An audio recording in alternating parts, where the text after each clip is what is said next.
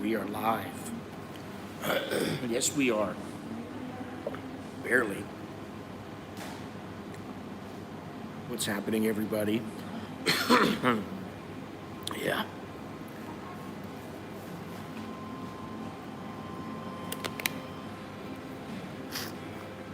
Good morning once again. Swadee Cup. Hello there, Turge. Hello, everybody. Good to see everybody coming in here, slowly but surely. If you have not done so already, please remember to subscribe. I always have to say this. I should just put a little video in the front of this stream that says, hey, please subscribe. Don't forget to subscribe if you haven't done so already. Leave a thumbs up if you so desire, or a thumbs down, whatever. And thank you to everybody who helps support this channel. That's all I'm gonna say. Thank you. Everything's down in the description. If you don't follow this channel, eventually I will bring up what's in the description. I always do, but right now, just go down to the description, everything's there. You can visit my website too. Another humid day. Let's wait a couple seconds until some more people come in. I'd like to see a few more come in before I start.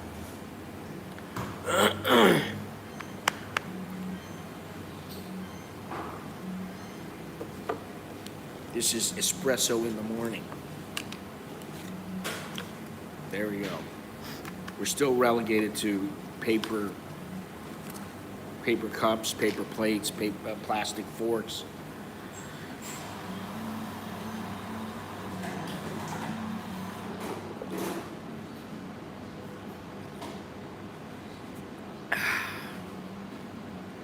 So, before I get into the news, the baht is over 30 to the dollar. Very nice, 30.02. Hopefully it'll continue. The dollar will continue to get stronger. The air quality, though, is still really bad. You can still see the haze.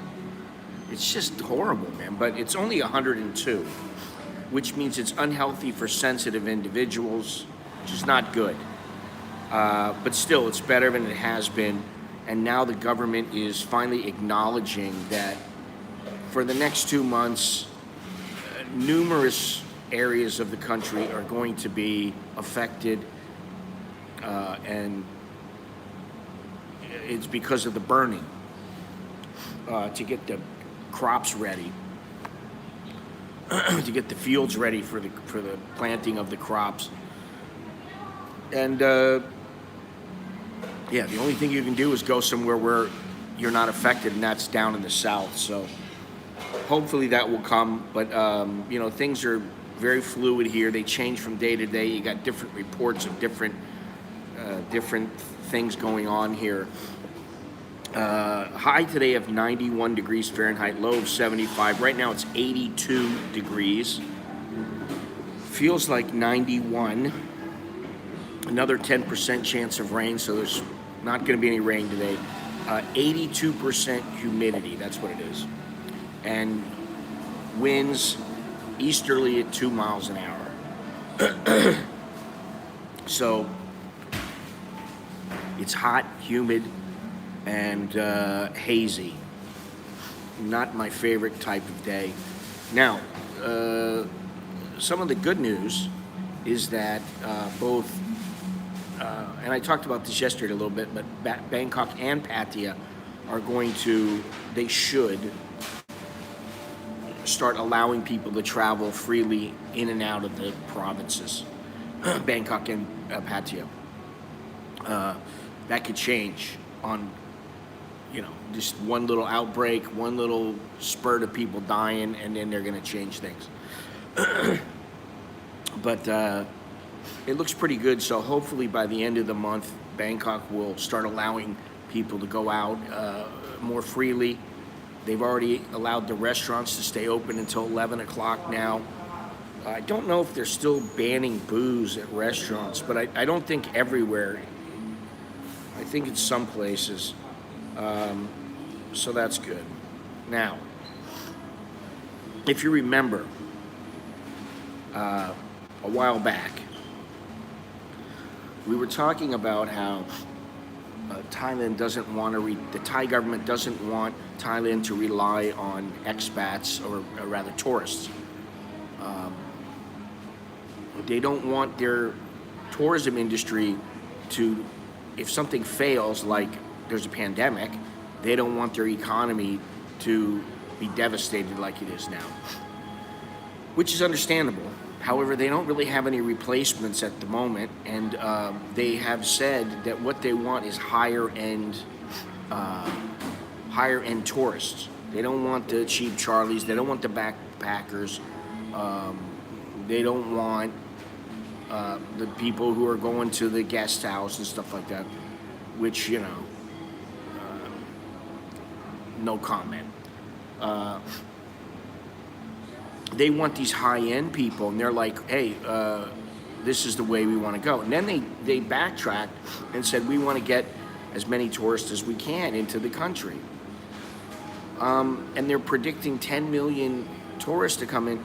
I don't know how they're going to get 10 million tourists in by the end of the month, by the end of the year, and they're going to be high-end tourists. I mean, they're going to 5-star hotels. I don't think most people stay in 5-star hotels in Thailand. I mean, you know, when I came out of all the trips I took to Thailand, I think I stayed twice in, one was a 4-star, the other was a 5-star. That's it. Out of all the hotels I've been in, and if I'd been in another hotel that was a 4 or 5-star hotel besides those, it was on somebody else's dime. It was like for boxing or in journalism or whatever. So, you know, that tells you something. I think the vast majority of tourists, they're not going to the 5-star hotels. Now, that's not to say that there's not a lot of people that are willing to spend the money if they really want to come. There are people that will spend the money. However, here's the article that I was looking at. This is why I bring this up, because it seems like they're back. They're back. Maybe because it's has to do with the vaccine. But now it says that let me read this article. We got Mook and beer working today for those who are interested. You know, Phuket and Pattaya, they've been devastated. Krabi, devastated. Koh Samui, devastated. They have no tourists. There's none. So this vaccine, you know, I mean, yesterday I was really, I was in a good mood after the stream, because I thought, hey, you know what? Maybe this is going to happen. Maybe this is really going to happen. Maybe it's going to work to where they start letting people in mass, and you got a vaccine, they let them in. And I think that's a good thing. And now I'm not so sure, because, you know, it's, hey, we'll let you in as long as you're going to stay in a 5-star hotel. I don't know. Now, let me just read this. You'll see what I mean.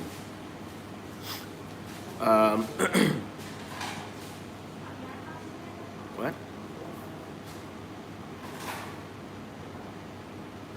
No money equals relaxed.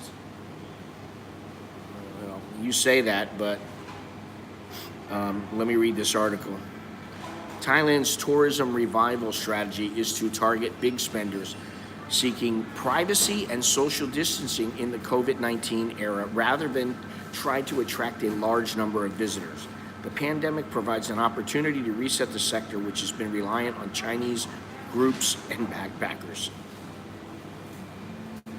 Once the country's borders are reopened and so-called travel bubbles are agreed upon, marketing efforts will be geared towards wealthier individuals who want holidays with minimal risks. Tourism Minister Pipat Ratchakitprakarn said in an interview. I don't know what it is, man, but I think some of these guys need to keep their mouths shut. The health minister, some of these ministers, they did just, you know, maybe it's just propaganda, maybe they're just fishing, but I think some of them, they're better served that they just be, I mean, it's like Trump. Sometimes he would be better served, when he was the president, he'd be better served just shutting up. The government will initially allow a small number of arrivals, such as business executives and medical tourists. It will also work with the travel industry to identify and invite individuals in target demographics, which will probably include previous visitors to luxury resorts in the islands of Phuket, Samui, Phangan, and Phi Phi, the minister said. Phuket is a prototype because it has all the needed facilities. Well, if you keep it shut down very much longer, it's not, those facilities are going to be leveled, or nobody's going to be there to man them, and nobody's going to want to go back. My opinion. People will be required to pass a screening before traveling and upon arriving, choosing a single resort island and remain for a minimum period of time. The high-end visitors will be able to travel freely while they're on the island and be allowed to leave for home or other destinations in Thailand once the minimum 14 days have passed. The country plans to court such visitors, possibly during the winter months of November through February, when European and American travelers seek out warmer climates, Peapot said. One person can easily spend as much as 5 by staying at the finest hotels, he said, adding that the full and free travel should be a thing of the past. Well, here's the other thing that this guy fails to realize, or maybe I don't know where he's coming from. How about a lot of people don't have money? They don't want to, and they don't want to travel. I can tell you, I know a fair number of people with a considerable amount of money. They have more than enough money to come over here, stay, stay in. I've had a cough. Not good. Since last night. They have more than enough money to come over here and stay for weeks at a time. And they don't want to. They don't want to come over here. That's the last thing they want to do. Yeah, I know. This is, it's like they beat their... I don't know what they're trying to do. They're just fishing or what the deal is. Keep leaving those thumbs down, you fucking cunts. You fucking trolling cunts. You don't bother me, but it just makes me wonder, do you not have a life? If you don't like me, come in and say, I don't like you because of this. Have the balls to do that. I go, all right, man. Good for you. But nobody does that. What's so funny is yesterday, there was like 50 thumbs down. I don't know if anybody knows this. There was like 50 thumbs down yesterday, or cares. There was like 50 thumbs down, and by last night, well, let me see.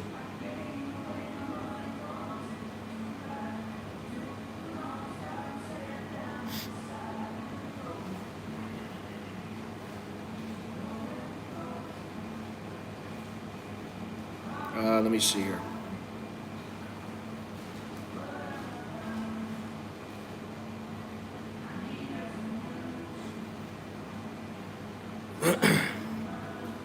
Had 50, now we got 29. So 21 of them were deleted by YouTube.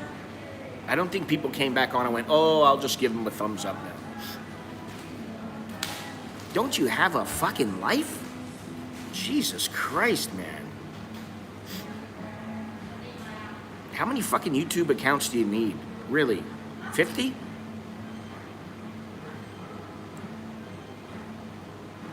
Well, here's another thing. Cambodia and Vietnam are much worse. Listen, this is the thing. People are going, hey, you know what? If this is how Thailand wants to be, let it be this way. There will always be some people that will want to come here. They'll be like, hey, listen, it's not that bad, I'll come. But I mean, who are they kidding? I just don't understand it. Who are they kidding? It's just ridiculous. I think other, thank you, Dallo. Choke knee to you, as always. Appreciate it.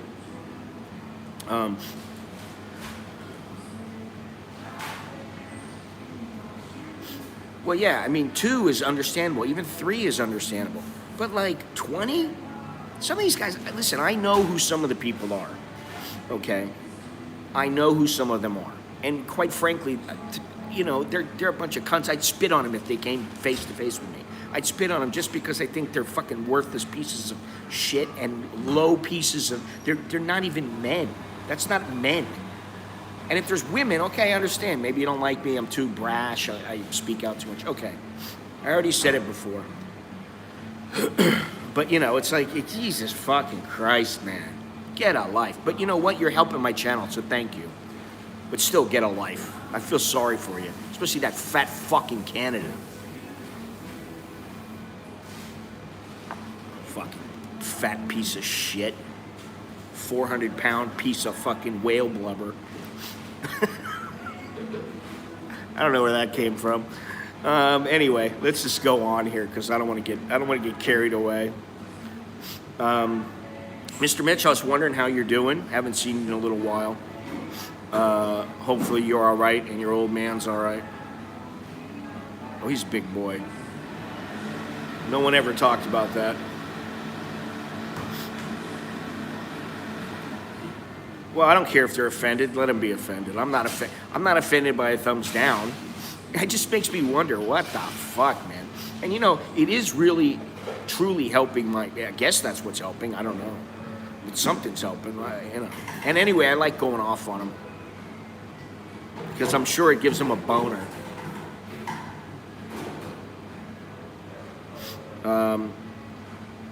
I always used to stay in 5-star hotels. Looking back, what a waste of money. Well, you know, I don't know how this sounds, and I really don't care. But really, if you're filthy rich, if you're somebody, you know, like Warren Buffett or somebody like that, you know, you've got $50 million. You're probably not worried about spending, you know, $300 or $500 on a hotel. It's not all that much, right? You know, if you're worth a couple $100,000, it still might not be all that much if you do it once in a great while. It's a nice treat. But what the times that I spent in 5-star hotels are when it was absolutely mandatory. Like when I stayed in the Phuket down in, I think it was the Hilton, right before the tsunami. I had to stay a week because it was, I think it was the Hilton or the Hyatt. I had to stay there a week because there was a convention, and it was just too much of a hassle to go back and forth, and I wanted to be right where the action was. And so, you know, I sprung for it. Other than that, most of the times it's been, you know, work related. You know, you can't be seen to be staying in some little guest house because it doesn't make the company look good or whatever, you know. So you got to stay in a 4 or 5-star hotels. That happened. In Singapore, I stayed in the Conrad Hotel for a month. You know, it wasn't on my dime, fortunately.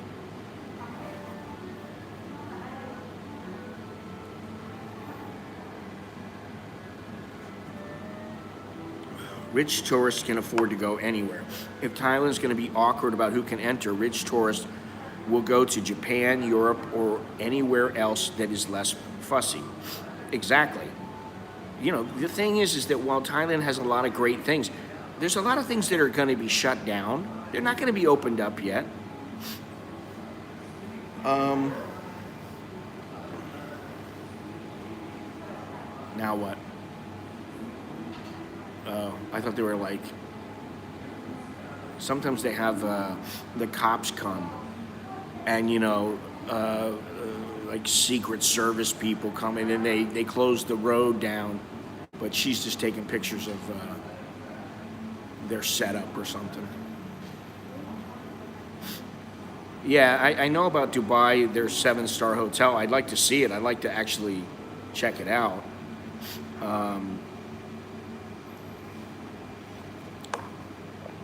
I have no idea how much I spent on that place. It was too much, I can tell you that.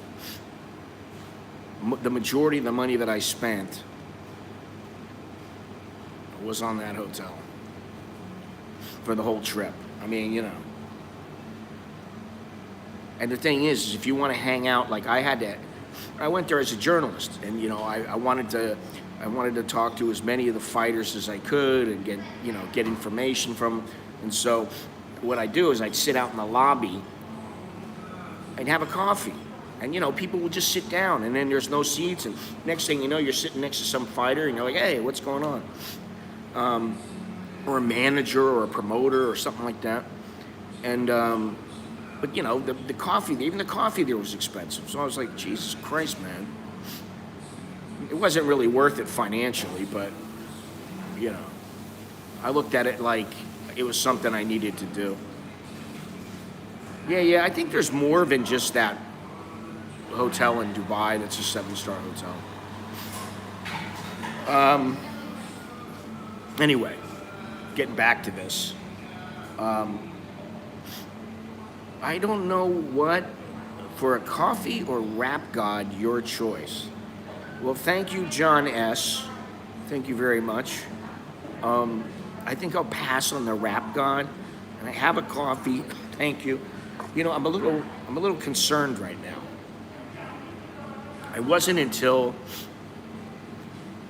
I came here. Oh, there's one in China too? Holy shit. I spent some time in 5-star hotels in Thailand, but to be honest, I find them boring. Yeah, I mean, that's the other thing. Like for me, there's something, like in Singapore, I stayed at the Marriott. I don't know how many days, 4 days. I went there for a meeting with a couple guys, and we all had rooms. And one thing I remember is that the beds, they had, these particular types of beds that were freaking awesome. I mean, when you sleep in those beds, I slept better than,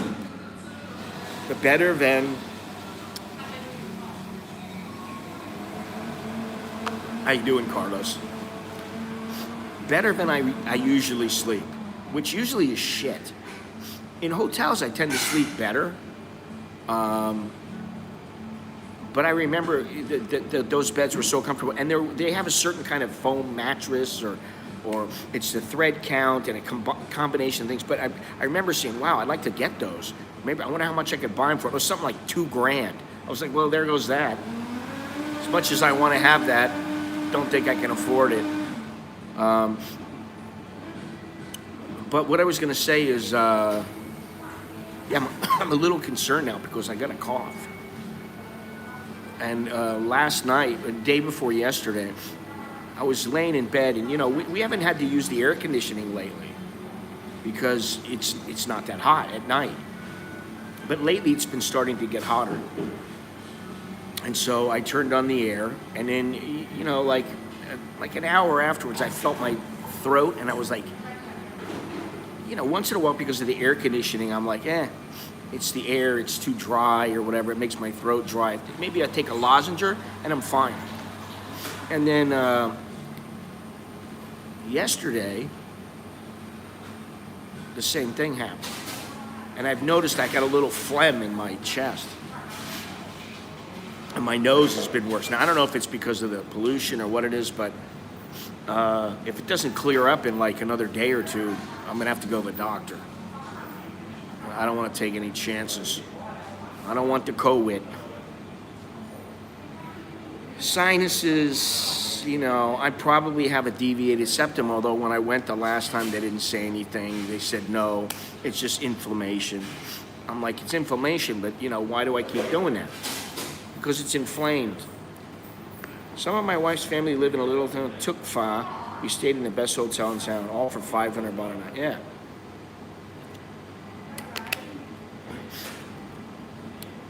Well, it could be the air conditioning. I don't know. The air conditioning is not very strong right now because they just turned it on. So, but usually I get through it. I don't have, I don't feel the scratchy throat or whatever. Like, I get something to drink. I go to sleep. I wake up. I'm all right. Coke. I wish I had some Coke. Coca-Cola. No, but none of the other stuff. I haven't done any of that shit in years. Or change, breathe normal, to go to the hospital, but I hope the best for you. Yeah, I will. I mean, I'm pretty in tune with my body, believe it or not. You know, I know every little pain that I have. I know every little spot. So, and then the thing is, I have to see, is my insurance going to cover that? I don't even know. You know, we have insurance, but, will it cover it? I don't know. Who knows? And then what are they going to do? A YouTuber in the Thailand community. Ugh, I can only see it, Anyway, so let me get back to this article here. I'm not that bad, or I wouldn't be here.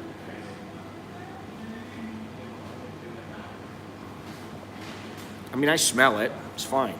Could just be, like I think it was Ian that said, my eyes have been red for days, man. And I think it's the pollution. This is the thing. I think it's the pollution, honestly. I really think that I've never lived anywhere like this where the pollution was this bad.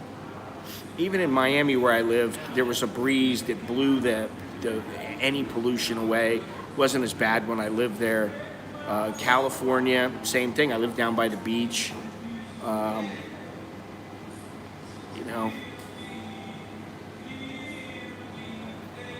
All right, well, I wanted to talk about something else, though. We can talk about this high-end visitor thing. Well,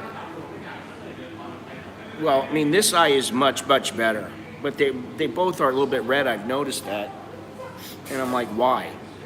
And I think maybe I have allergies. I think that might be what it is. I just have undiagnosed allergies. But I wanted to talk about an article that my kid sent to me. Alex, he's always, checking the news. He's a lot more up on U.S. politics and U.S. news than I would like him to be. He'll come to me and go, do you know about this? Do you know about that? Do you know this guy? Did you hear that? All the time. And I'm like, so yesterday I was walking out the door and he says to me, do you know about probing the curve? I said, probing the curve? I said, well, I know what probing the curve is, but I don't know what you're referring to. And so, he's beating around the bush. I said, listen, just find the article when I come back. We'll take a look at it, all right? I don't have time to stand here and, wait for you to explain in 3,000 words. And so I go back and he sends me this article. It's called Probing the Curve. Thank you very much, Azir. I appreciate that. Probing the Curve, choke D to you. Chinese experts now recommend anal swabs to detect COVID. This is not a joke article.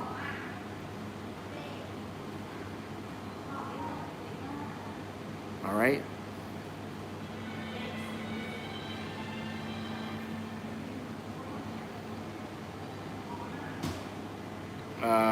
No, not really. None of any consequence. There's not many tourists in Thailand right now. Let me read this. As the science around COVID-19 continues to evolve under the course of a year, I'm going to have to tell Beer about this.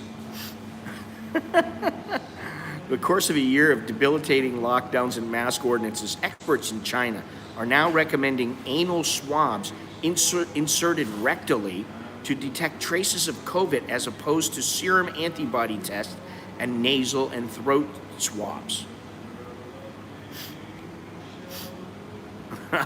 Beyond Trinity, why you got to bring him up?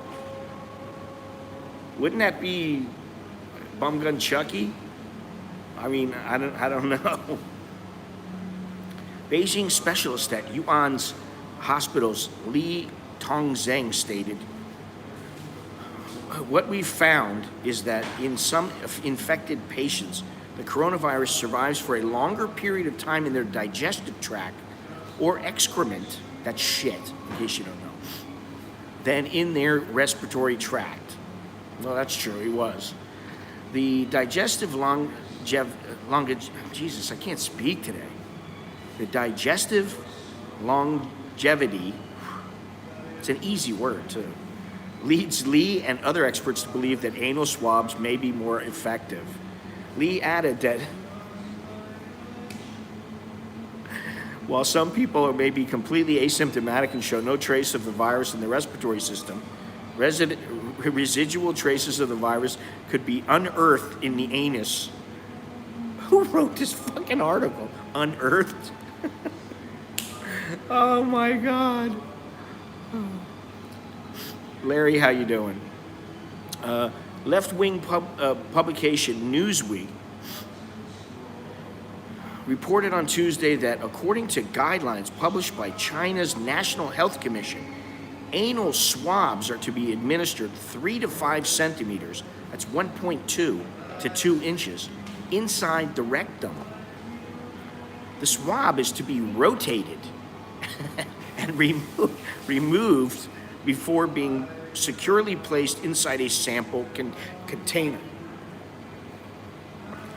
Chinese state-owned media outlet The Global Times expanded further on the starfish, on the idea, in a piece on a piece titled Beijing Test for COVID using anal swabs where virus may survive longer. According to the Global Times, a situation in which, listen to this, according to the Global Times, a situation in which an entire school full of primary school students and staff were anally swabbed following a 9-year-old boy's contraction of the virus has prompted multiple experts to wonder if anal swabs could be more accurate in detecting the virus than other measures. So this poor class, the entire school and all the staff, they probably lined them up like on a big bench, and they just told them, get on your knees, bend over, open your butt cheeks. You won't even know when it's coming.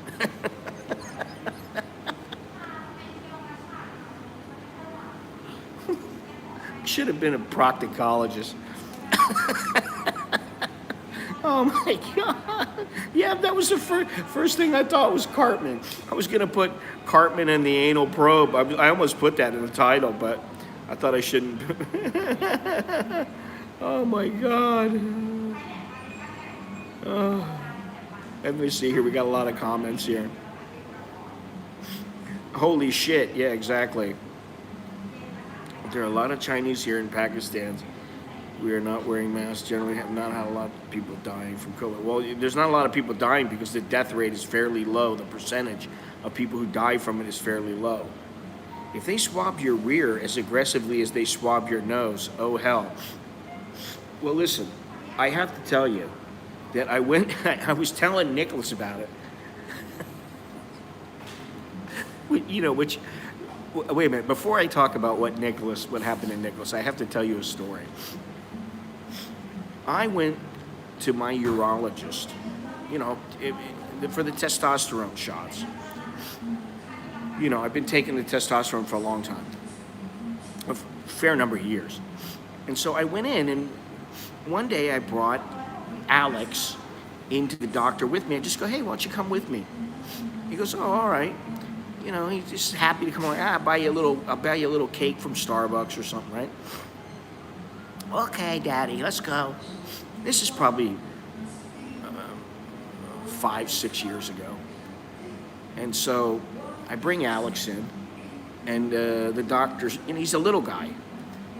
And he's a funny little guy. He's got some sense of humor on him. Oh, she's getting ready to leave. I can't ask her now.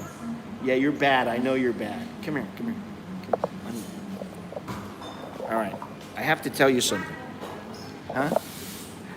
ก็ธรรมดาเวลาหมอจะเช็คสำหรับโควิดเขาเช็คยังไงอ่ะรู้ไหมเขาตอนนี้ที่จริงๆอ่ะผมไม่ได้โกหกนะฮะ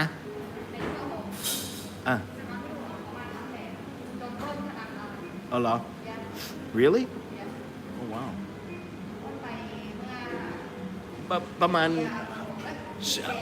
3 days. I thought it was like 5 days. 5 วัน Once. Okay, listen. แต่ที่ประเทศจีนเขาไปโรงเรียนเขาเช็คนักเรียนแล้วก็พนักงานเป็นครูเขาเช็คทุกคนเพราะว่าก็มี1เคสใช่ไหมเคสเดียวแล้วก็ตอนนี้เขาไม่ได้เช็คจมูกเขาไม่ได้แต่คุณรู้เขาเช็คที่ไหน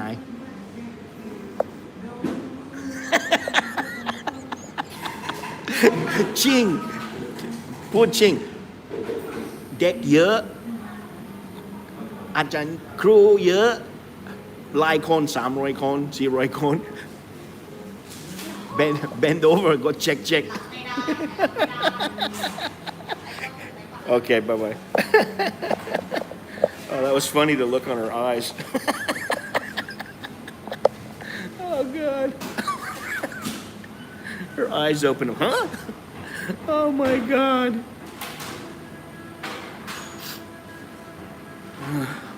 Oh, my God. Hang on a second here. I'm really lost here. I sure would have enjoyed probing a couple teachers in my day. I don't know if you guys saw that, but man, when I went, under, her eyes went, oh God. She said, no, cannot. That's what she said. So for those guys who are interested in her, I'm sorry, but I think exit only. If you're interested in that. Anyway, I bring Alex in. The doctor's like, your son? I said, yeah, my son. Oh. And he says, come here. He said, can I check your penis? And my kid goes, what? He goes, and I looked at him and I go, you really want to? He goes, yeah, we want to check, make sure he's healthy. And Alex was looking at me going, no. I go, Alex, take down your pants, man. Be a man. You're gonna go through this all your life. And so he's like, ah. So then we go back, and the doctor, when we're leaving, he goes, bring your other son the next time. We go back home, and Alex is telling him what happened. He has this look on his face, he's like, Daddy, and Nicholas is like going, no, I'm not going. And I go, yes, you are. You're going. So I had to convince him that it wasn't a big deal, nothing to be scared about. And so he did go with me. And then I was telling him, do you remember when I took you to the doctor and the doctor said, I need to check you? And he said, yeah. He said, I'm never going to forgive you for that. I said, well, you better get used to it because it's going to happen all through your life. And I said, you're lucky. He didn't have to put the finger into the undercarriage. He didn't have to go in there. He didn't have to dig in. He's like, what? I'm like, yeah, you're going to have to get checked, believe me. It's going to happen. So you better prepare for it mentally. Oh, God. But I told him yesterday about these anal probes. And the first thing is, his face did the same exact thing. He's like, ugh. And then he goes, well, to tell you the truth, he goes, I heard that going in the nose is really painful. He goes, I heard people, my friends told me they know some people who did it and it was really uncomfortable. They really didn't like it. He goes, maybe a little thing in the butt wouldn't be such a bad, isn't such a bad thing. He goes, maybe it's less painful. And I go, Nicholas, I told him, I brought out my pen and I go, they put about that much in there and they rotate it.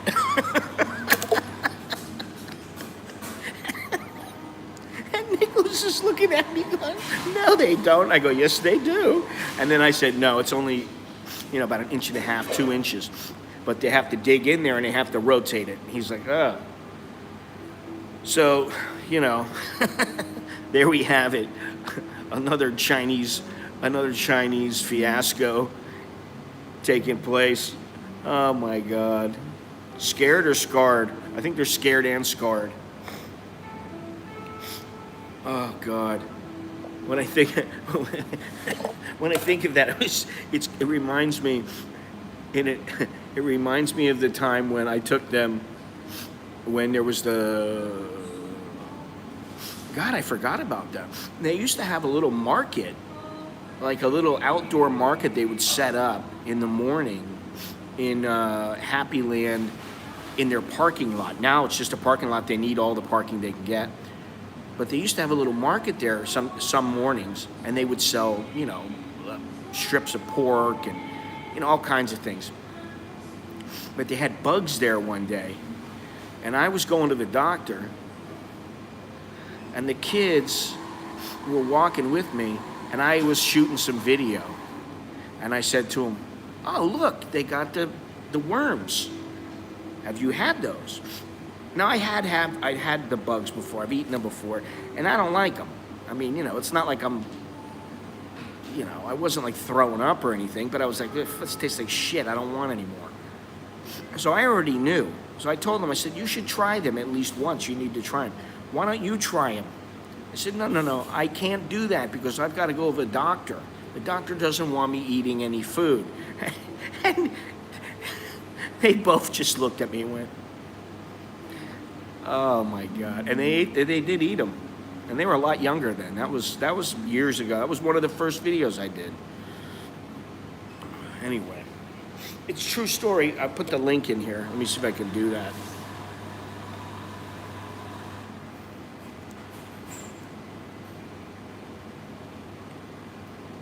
Here we go. Probing. Now the Chinese, they want a piece of your ass. Not only do they want land and money and control, they want a piece of your asshole. Oh God. Anyway, so there you have it. Don't be surprised if your doctor says bend over when you got to get your COVID test. Personally, I'll take the nose.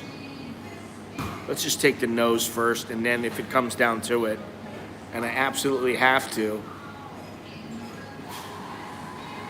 then maybe I will. But I wanted to get back to this high-end thing because there's a very real chance that they could start, they could do anything, really. They could start charging an exorbitant amount for a visa.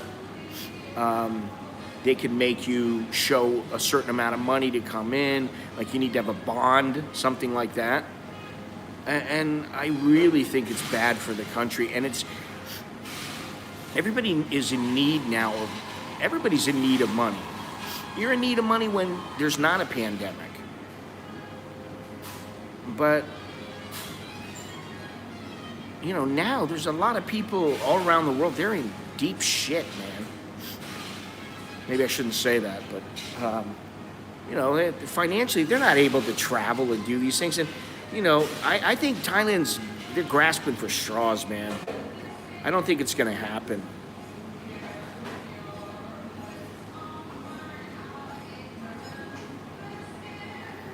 I really don't think it's going to happen. I think the way they are, they should take anything they can get. They should be grateful that people want to come to their country. They get to go to a single resort island, spend 2 weeks there, and then they can go wherever they want after that. What happened to we'll take the vaccine? See, this is why I think that they send out conflicting messages, or what I view as conflicting messages, is because you have a tourism minister saying one thing, you got a health minister saying another thing, you got the media perhaps skewing things in some other way, or taking it in another way, and then releasing information. On one hand, they're saying they want all these tourists. On another hand, they're saying, hey, we're going to let people in. Where's it at here? Okay, Thailand's vaccination program will not be complete until the end of 2021, says Health Minister Anutin.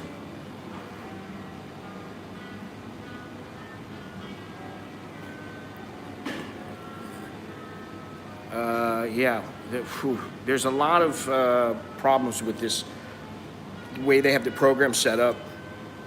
I don't know exactly what the programs are, the problems are, but they're getting a lot of guff for how they're handling things. And then you got Miss Tonatorn, the progressive, what's the name of that group? The Progressive Movement. And, I did a video where I covered him giving like a little speech in one of those, was it Lumpini? No, it was the Suan Road Fight.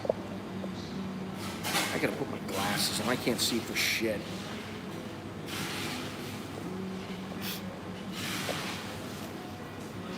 What, rich people don't need to get laid too? You think they don't need to get laid? You think they're not getting laid in 5-star hotels? Because, that's complete horse shit. You're hearing the Minister for Tourism in Thailand. Well, that's what I just said.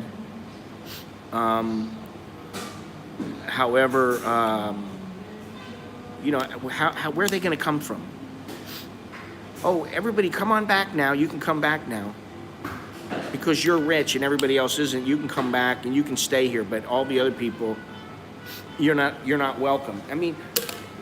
Have they not shit on foreigners enough? I understand the need to have people who are capable of taking care of themselves, having insurance, having the funds to be able to pay for a ticket home if they get stuck or whatever, and they can't leave right away. I understand, you gotta, and this was the whole thing here. The article basically said there's not gonna be any more full and free travel. There never was any free travel, really. Free to move, maybe, but it's certainly not free. And, how are all these islands going to succeed? You think Koh Samui is going to get thousands of rich tourists coming there?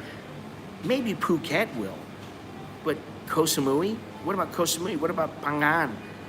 What about a place like Koh Lan? What about all these places? I just don't see it happen. I don't know what they're thinking.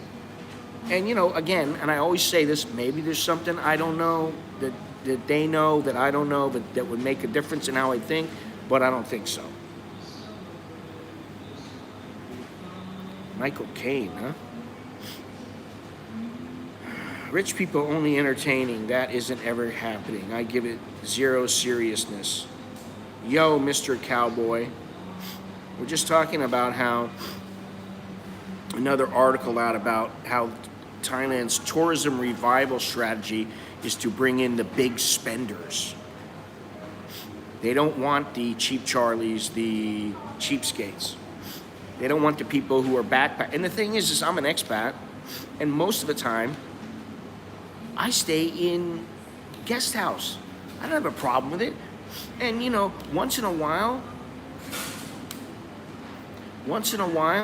I'm able to stay in a nice hotel,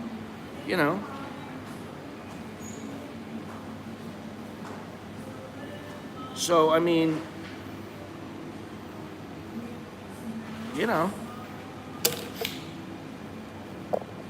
not everybody, even think about something.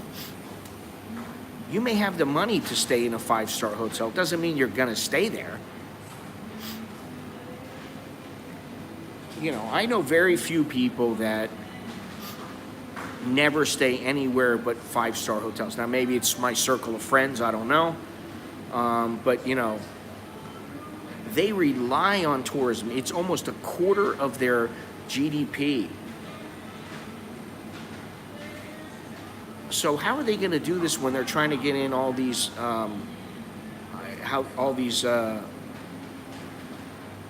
these wealthy people? Where are they going to go?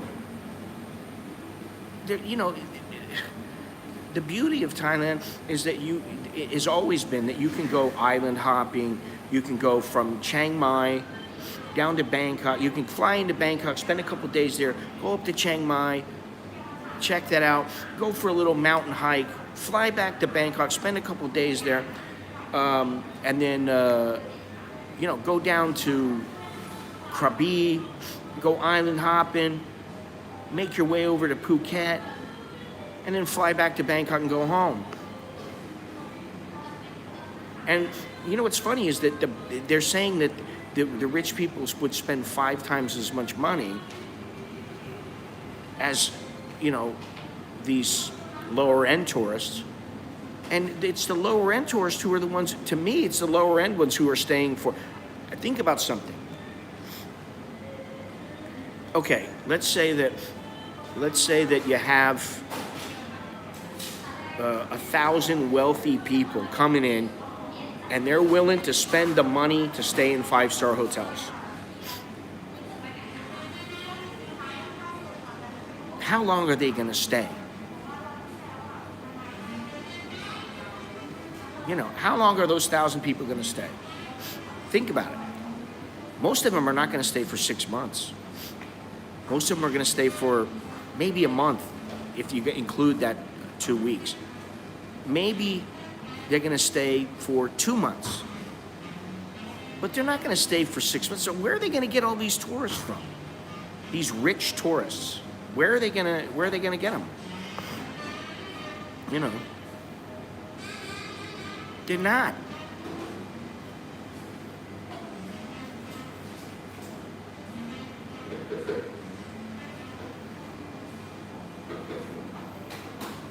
Now, on the other hand, it's again, Dre, what's happening at the top? We got the little you see, it's always the triangle. It's the upside down triangle. This one. It's not this one. It's this one. You got the really rich at the top. You're like, fuck it, I'm gonna stay there for as long as I want. Right? Down here in the bottom third, is all the people, they don't have much money. There's a lot of them. At the top, there's a few. Am I missing something? Rich tourists look for established luxury. Thailand is more of an exotic escape, but it's not like going to a 5-star resort in Fiji. Exactly, it's much different than a 5-star resort in Fiji or even the Bahamas. Slow travel is best. You do it. Minimum throw me. Well, you know, that's a whole nother story.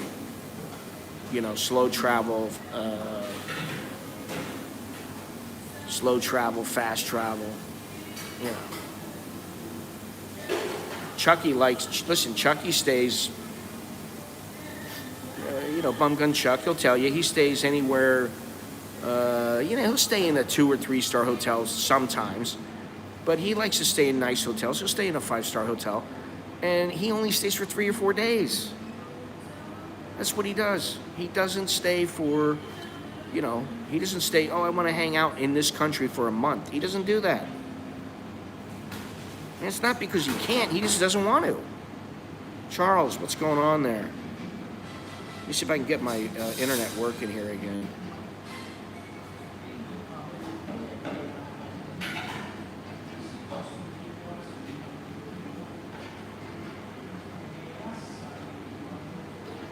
My 15 minutes is up on Starbucks here.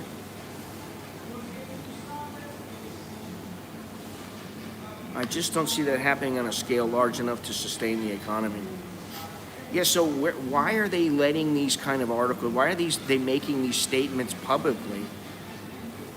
I forget who I was talking to about it, but, you know, I've always said, I think sometimes they throw a bunch of ideas on the wall and they see what sticks.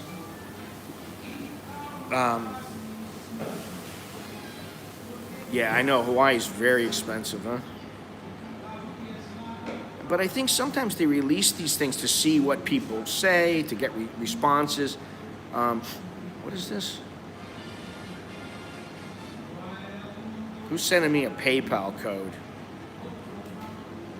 Sorry, guys, I don't bite into that shit. PayPal doesn't send you a code through your message. Hang on a second. Man, they're really going for it, huh? Sent me a code. Somebody sent me a code that says PayPal. Enter your code into your PayPal account immediately.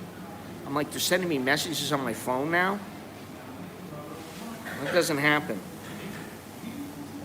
People, you know, they need to get paid. And there is one after another, and all the statements have zero substance.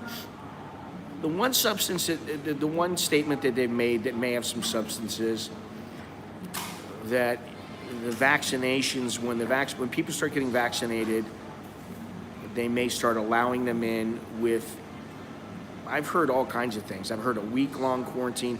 Chucky was telling me maybe a 4-day or zero quarantine. I think zero quarantine is the only way. No quarantine, you can come in. What's happened to my water?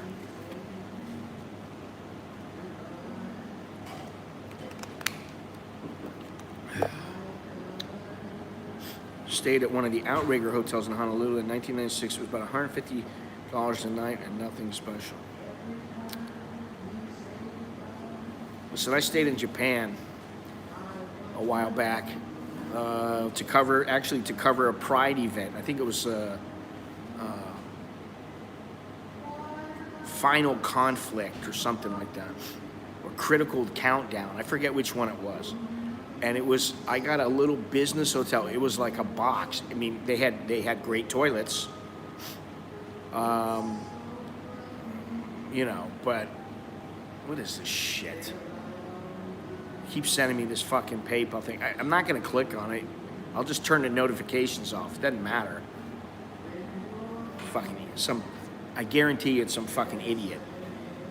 It's the Chinese. It's the Chinese bots. That's what it is. Yeah, I'm not traveling until quarantine is. You see, this is what I mean. And I can tell you, I know a lot of people, they got a lot of money. They're like, what the fuck am I going to be paying an extra couple of $1,000s to stay in a hotel and not go anywhere? Okay, let's say you can go out on the island. I mean, it's like, how many things are they going to do in 2 weeks on Koh Samui? I mean, when a lot of the bars are closed, a lot of the places are closed, Hang on a second, I gotta deal with this bullshit.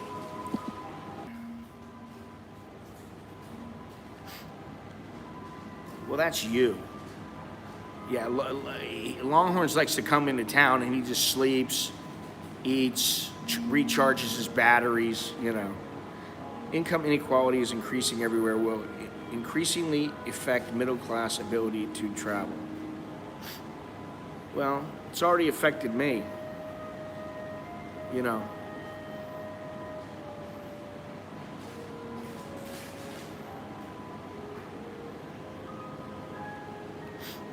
I mean, I'm not going to go back to the United States and jump through hoops and pay $5,000 to come back to the country. I mean, it's like ridiculous. Why would I do that unless I absolutely have to? It's just stupid. And then I got to, I'm going to have to stay for 2 weeks in some fucking hotel that I don't want to be at.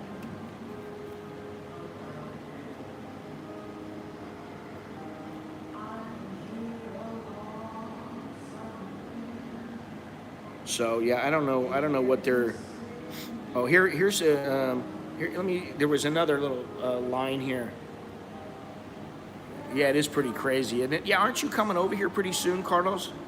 If we don't use this chance to create the most benefit for the industry, Thailand will lose out. This is an opportunity to reset the entire tourism system. Yeah, and you know what you're gonna do?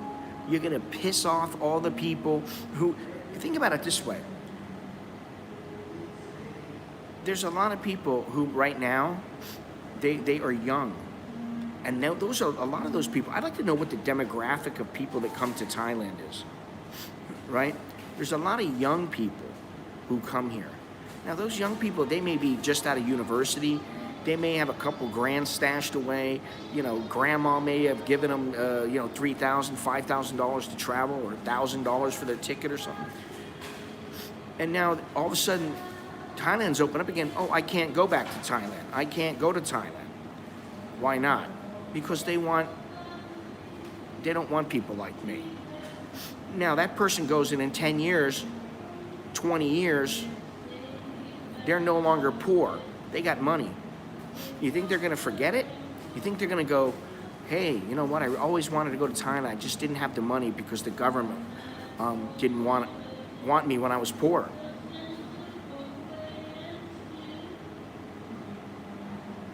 Maybe someone is trying to buy through your credit card, and they send a verification code check with the credit card company to be sent. Yeah, this is supposedly from PayPal, but I'm not going to click on anything. I'll just delete them. I already blocked it, so I never click right out of an email or whatever. I never do that, and I don't fall for that bullshit. You know, they ain't getting, they're not getting anything out of me, that, you know, unless I'm willing to give it. It's like, you know, you're walking on the street, some guy comes up and goes, "Oh, you want lady?" And you're like, "No, I was going to the grocery. Let me spend my grocery money on some chick." You know, it's like, get the fuck out of here. I know what's going on with my PayPal account. I know exactly how much I have, exactly what's connected. You know, I'm not clicking on anything. Of course not. It all gets deleted, man. It all gets deleted.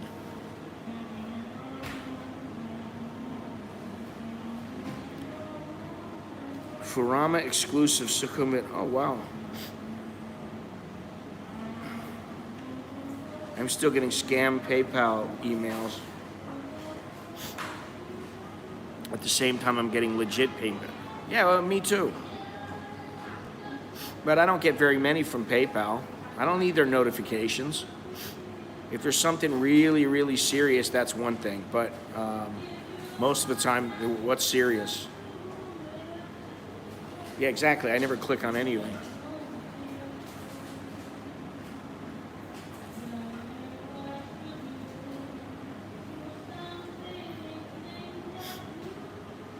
PayPal, Netflix, my bank. This is the thing. I don't like. Yeah, exactly. I go directly to the site.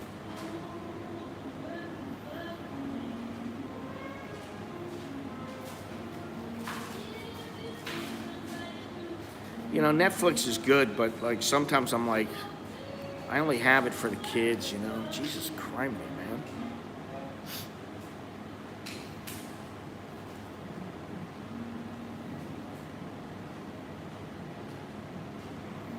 Thinking about what I should have for lunch today. Need something healthy.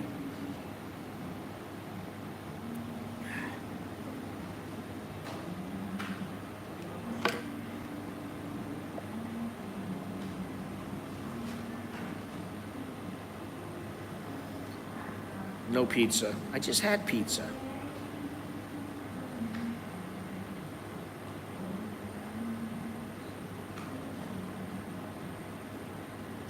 I don't want any lamb. No lamb. I'm not eating Rap God. Lamb from the Rap God. I think they got lamb in the what do you call it? What do you call it? God damn it, I can't even think right now.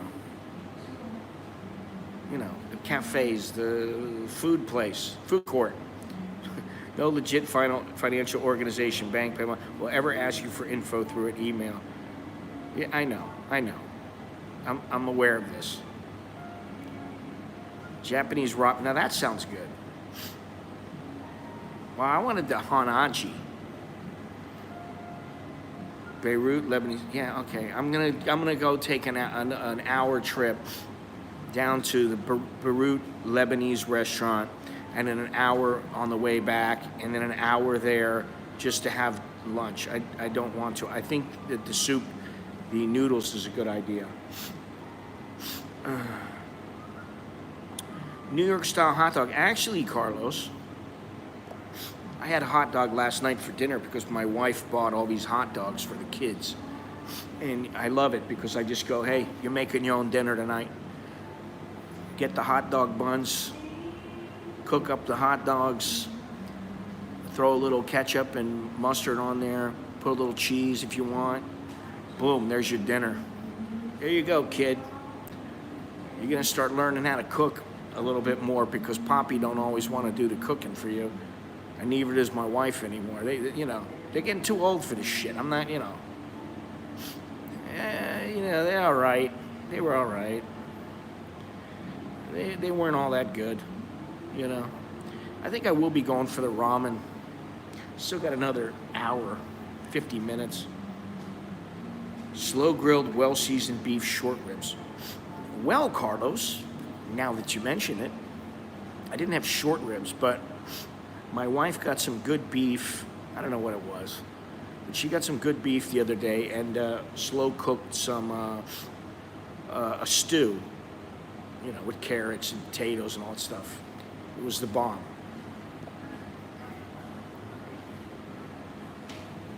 Bulgogi seasoned. No bulgogi. I already had the bulgogi twice. I think the ramen sounds good. We'll go for a little ramen. It's right next to the Minato.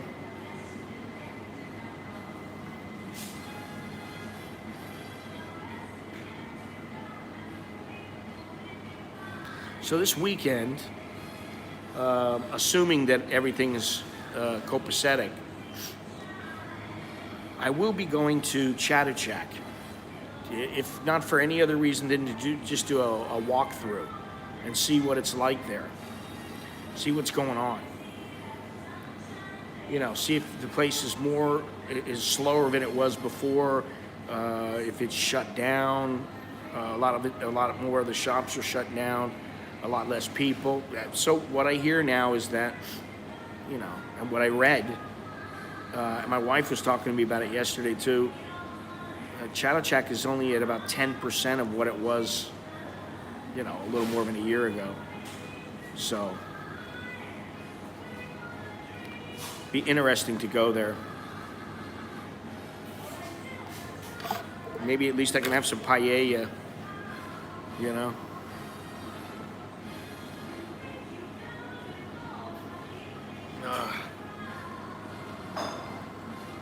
I could use the soup, man. Yeah, 10% of the people. But they predict that a lot more shops are going to shut down. Really, they're shutting down all the time. So,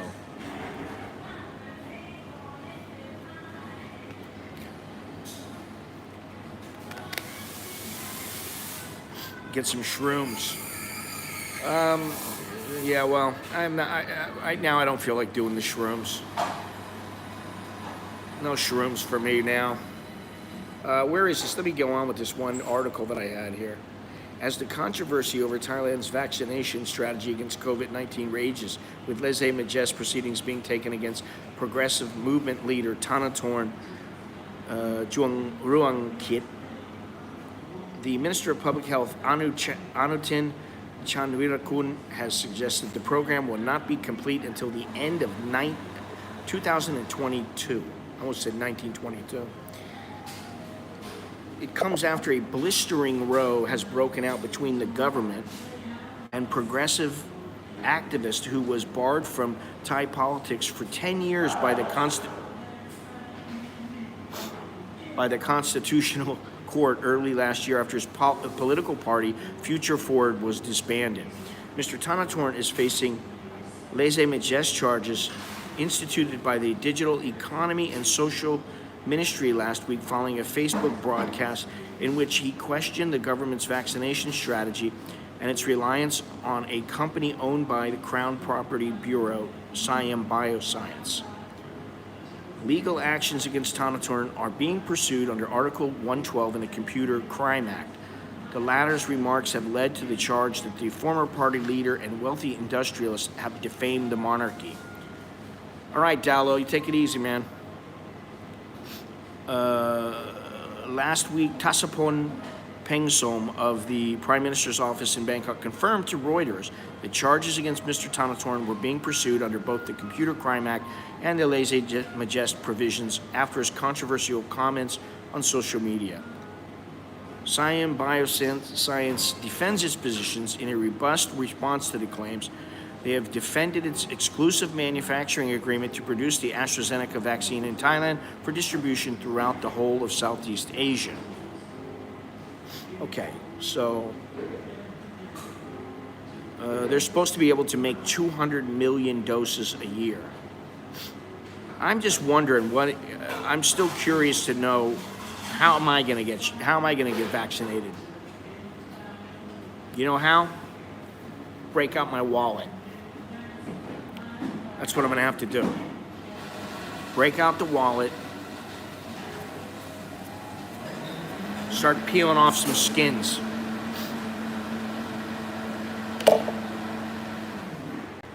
I think a lot of expats are in the same position. And something else I was really curious about was that in Copenhagen a couple days ago, the police arrested something like 102 foreigners that were at a rage party. I'm like, they were all young people. They don't live here, so they're stuck here. They're out there partying and they got arrested. I didn't even know there was 100 people down there. I wouldn't even think there was 100 people. You know, they could have come from all over, who knows? You know.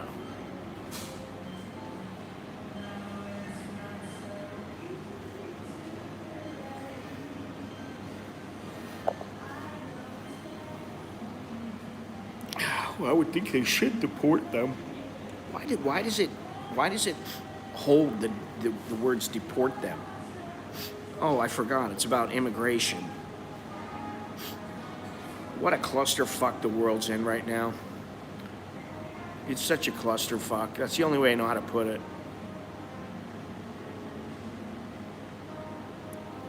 The likes are doing better. Who gives a fuck, Jamie? Seriously. I mean, it's nice and everything. Everybody likes me. I'm so happy. I feel so good about myself because everybody likes me. You know. If they don't like me, fuck them. Whatever. You don't have to like me. I don't like people. There's people out there I don't like. There's people out there I don't like. You know, I mean, it's like Tony Soprano said, you know, if you don't like the cut of my jib or whatever, just tell me. Fine. I don't like you because you're bald. I don't like you because you look like a dick. Might be the nicest guy, but, you know, maybe I don't like the guy because I think he's a dick. It's the same thing.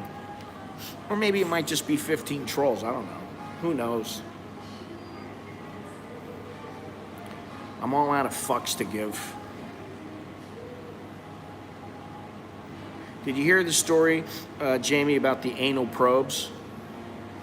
Or Charles? I don't know if you heard that. The anal probe story.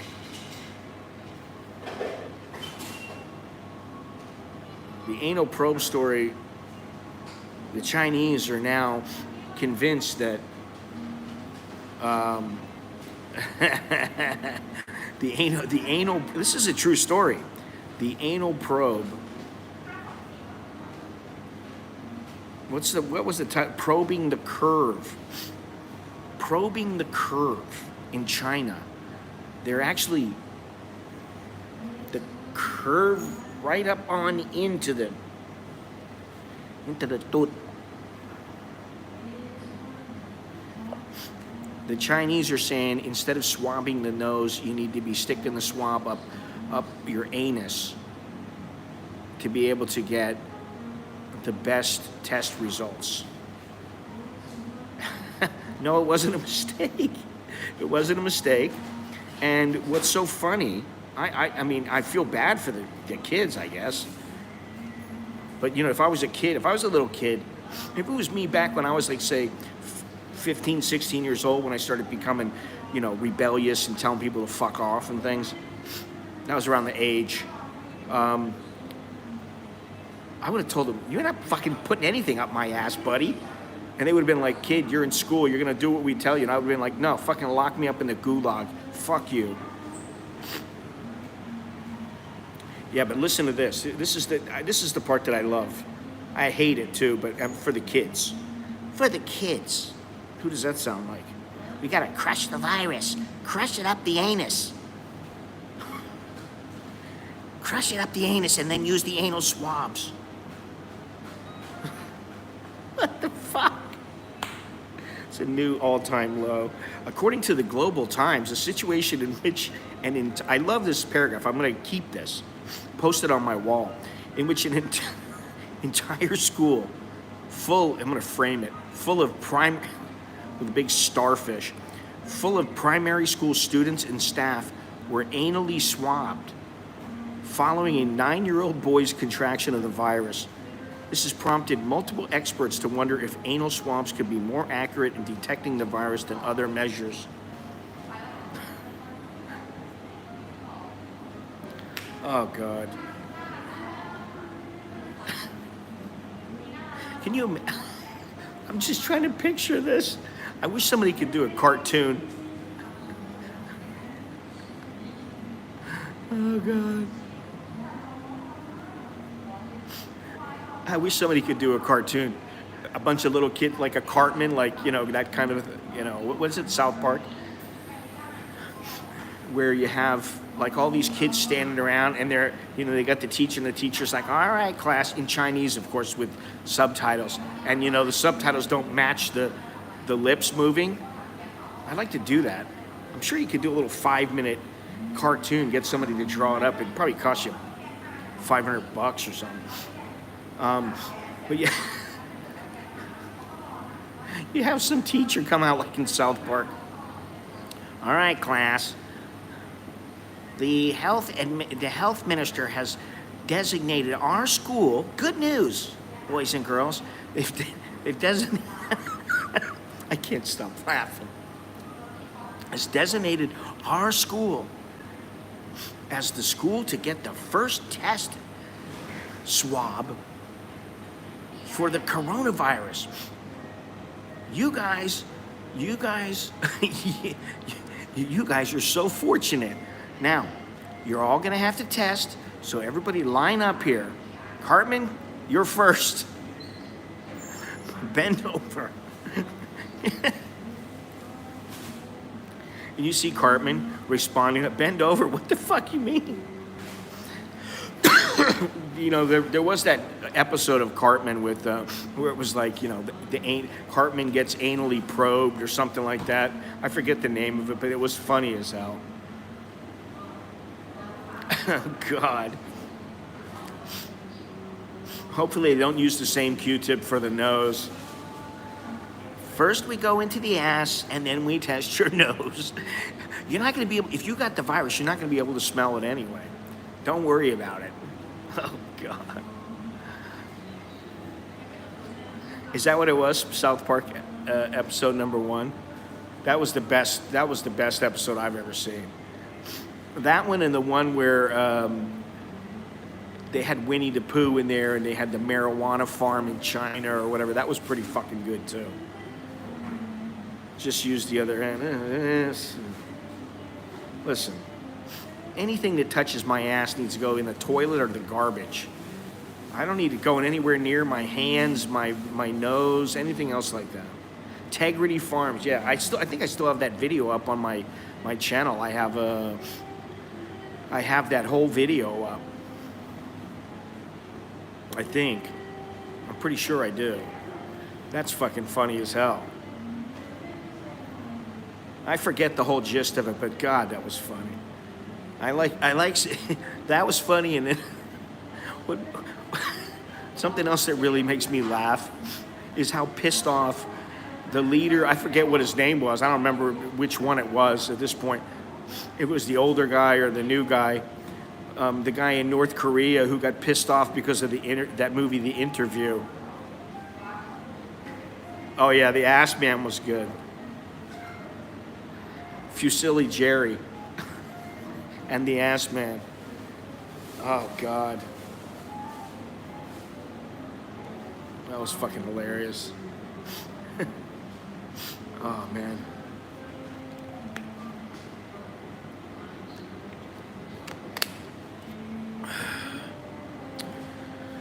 Buenos dias, Señor Jim.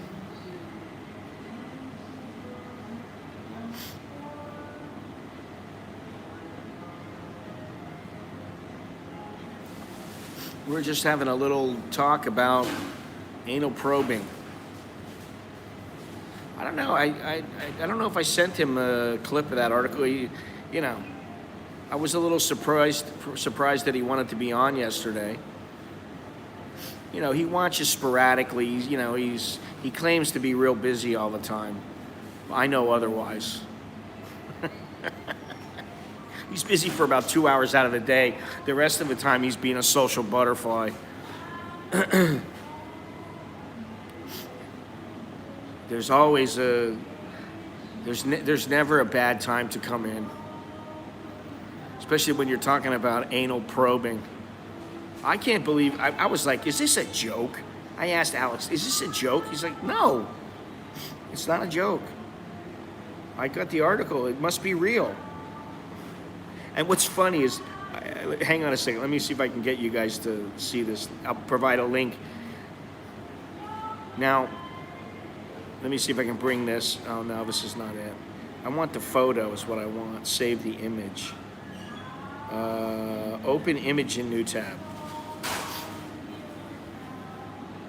Oh, come on. You know, Jamie, one of the things that I still want to do to this day, and I hope I'll be able to do it in the future,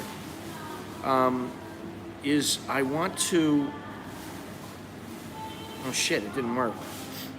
I want to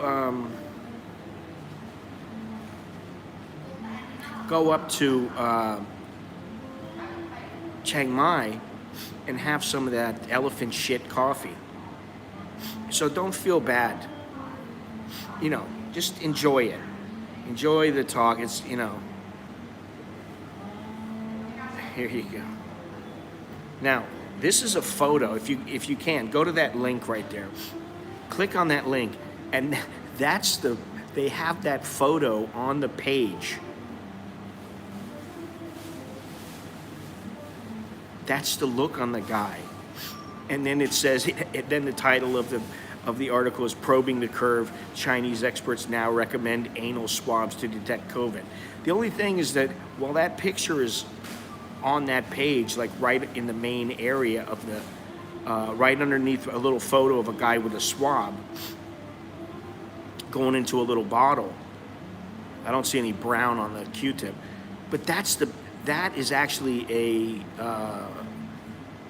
a dental ad, this guy's photo. But you look at the guy with his teeth and his eyes the way they're looking. It's blocked? Hang on.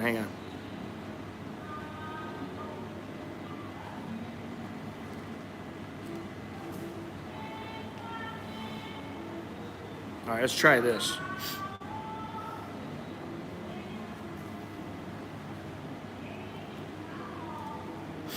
Try that one.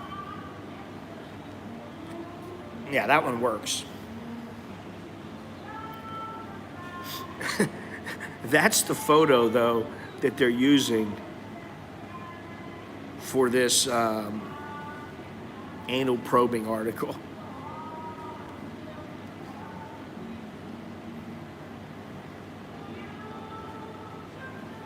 I mean, look at the guy's eyes and the look on his face. Now, that's actually a photo for a dental ad. But it's right underneath the title for anal probing, and you got this guy's look, the look on his face. Oh my God.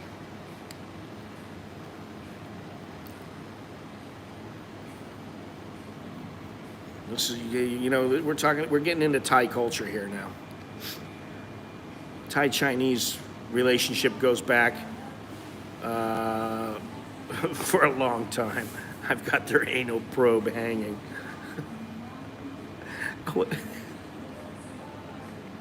I gotta look something up here. I can't believe that they actually tested a whole school and teachers. They made the whole school bend over and they stuck a Q-tip up everybody's ass. Hang on a second.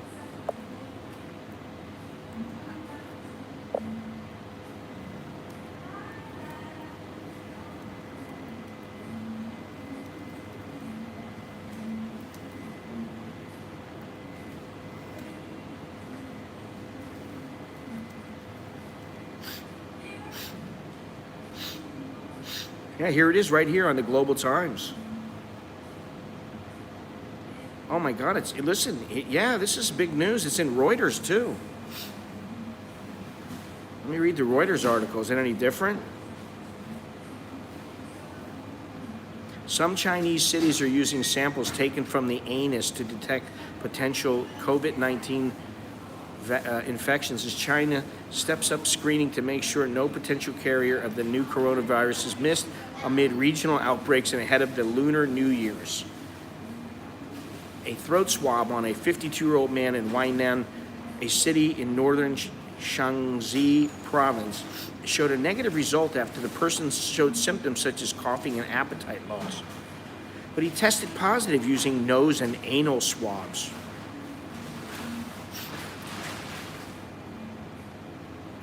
They use separate swabs? Hopefully they did, for his sake. Although the person who had been put in a centralized facility for medical observation as a close contact of another carrier earlier this month.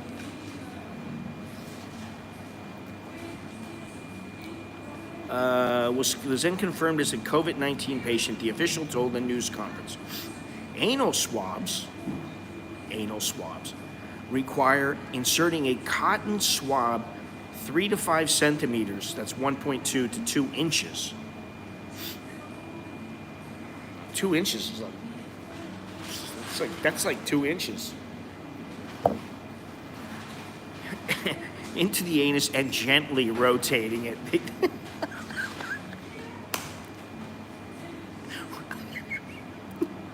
Oh my God. Why do they gently? Where do they go? This is Reuters, and they're adding they're putting these adjectives in there. Gently rotating it. I'm sorry. How about this? Anal swabs require. I gotta get through this. Anal swabs require inserting a cotton swab 3.3 to 5 centimeters, 1.2 to 2 inches, into the anus and lovingly rotating it. Lovingly rotating it. It actually says gently, but I'm going to change that word and say lovingly.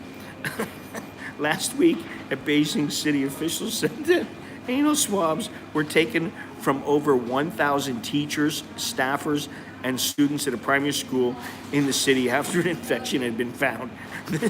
Their nose and throat swabs and serum samples were also collected for testing. So they may very well have used the same swab, the same cotton, the Q-tip, for their nose and their ass. It's China, after all.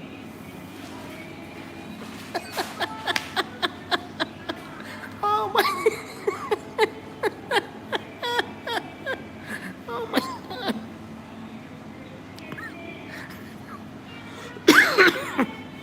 God, it's cracking me up. It really is on Reuters. Let me give you the link. Oh my God, this is just. I mean, I feel bad for the people. Oh my God. Let's see. Additional tests using anal swabs can avoid missing infections as virus traces in fecal samples or anal swabs could remain detectable for a longer time than in samples taken from upper respiratory tract. Such samples are only necessary for key groups such as those under quarantine. So does that mean if I got to go in the hospital and they quarantine me, if I went to like Yanhe Hospital, which is a Chinese hospital here, that they'd like go, all right, Mr. Scott, you need to bend over and open those cheeks. Stool test. Oof, that's another nasty. Here, just why don't you shit on the, what do they call those little things? They stick in your throat, the wooden paddles. What do they call those things? There's a word for them. You know, where you go, ah. Stool tests may be more effective than respiratory tests in identifying COVID-19 infections in children and infants, since they carry a higher viral load in their stool than adults. Researchers at the Chinese University of Hong Kong had said in a paper published last year. Yeah, a tongue depressor. Thank you. So you're giving these kids a tongue depressor and telling them shit on the stick. That's what they're doing. Oh my God. I mean, if it really is legitimate, then, I mean, it's funny in a way. It's not funny if it's happening to you. Although I'm sure there's some people out there that are like, oh, yeah, I get the old anal swab. Aren't I lucky?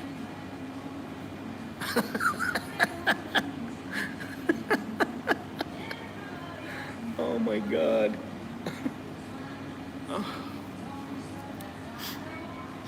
Alex has a warped sense of humor as well. That's why he's like, I think, he came to me and he goes, I think you're really going to like this article.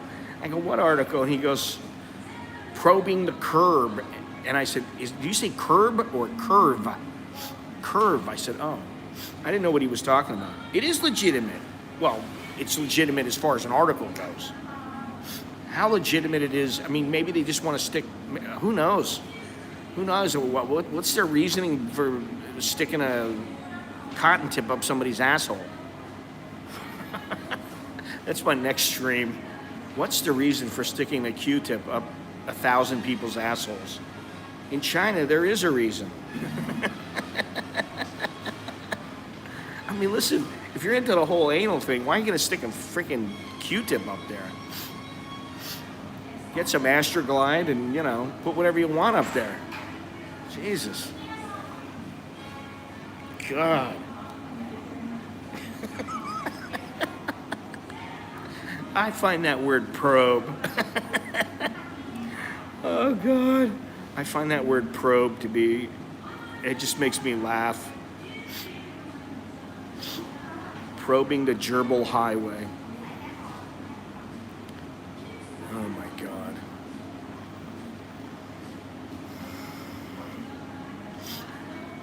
In the meanwhile, I feel like I need to get my nose, it got broken right here, and then it got broken again. It got broken when I was about 20 years old, and it got broken a few years later. And ever since then, I noticed a little something, but now it's really bad. And right now I feel like I need like a roto-rooter to go up there and just like, if we lose the sanctity of our anuses, of our asses, what's left? Can I have some privacy? Is my asshole not off limits? I mean, do I not have the right to my asshole? My asshole is shy. Oh my God. Oh God. What is this?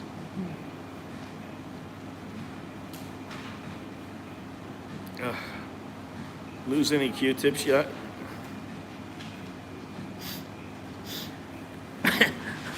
I'm gonna make a t-shirt that says violated by a CCP Q-tip. Or violated anally by the CCP. And then you have like a big swab. I used to have some of those swabs. They weren't meant for the ass, they were meant for the eyebrow or eye when people got cut. I used to have the whole cut, a whole little cut kit put together. And I had like this big package of them. They're about like that thick, and it was just, I need a Q-tip for my bunghole. I am Cornholio. I already had it checked. Like, I had it checked a year ago, and they're like, "Oh no, it's just inflamed." I'm like, "Are you sure?" And they're like, "Yeah." And I'm like, "Okay, so I'm gonna need to go back soon. Well, maybe in a couple of months I'll pay and have it done just here." But I thought I'd be able to go back to the U.S. What happens if they lose the Q-tip in you? Oof. Well, it'll come out eventually. Remember my story about the stent? That was not an anal stent. That was a stent for my, well, it's actually for the sphincter. You have more than one sphincter, believe it or not. You have more than one sphincter in your body. A sphincter is basically, you know, a muscle that opens and closes to allow things to pass and, you know, and to stay in. So I think it was after I don't think Longhorns was there for this one. He would have never let me live it down. I have to tell this story. I know there's some people that have heard it, but I have to tell it again. It'll make me laugh. I need to laugh. So I'm in the hospital there, and I think I had, yeah, this is what it was, is I had my gallbladder removed already, and then yeah, this is what happened. They went in, and they enlarged the bile duct so that the stones, the bile stones, would go down and you excrete them. You don't know they're there. And so they put one in me. What they did was they went ahead and did the surgery, expanded the sphincter. It's in your this one is I don't know, around your solar plexus area. Yes, they did. And ERCP, that's exactly what they did. And so they expanded the sphincter muscle, and they put in a stent. And they told me, yeah, you're gonna have to come back in like a year, and we'll have to take this thing out again. And I was like, shit, that means I'm gonna have to come back and I'm gonna have to pay and all this stuff. You know, I was pissed off. I was like, can't we just fix this thing? No, you gotta put this in. I said, all right. You know, I was in a lot of pain. At that point, I was like, just do it. Whatever you gotta do, you know, whatever is gonna take the pain away, that's all you want. So, you know, I'm all fucked up on the morphine and the fentanyl and shit. They do the surgery, I come out of it, and I go back home, and I think it was about 2 weeks later, I came back, I don't know, I think it was the third time that it came out. I went back to the hospital, you know, they do another little surgery or whatever, because what had happened was the stent had moved, and I didn't know where it went, I just knew that things weren't right, and they didn't say anything about that, about the stent moving or anything like that. And so, I'm laying there in bed, and I feel something down yonder, where the anal swab goes.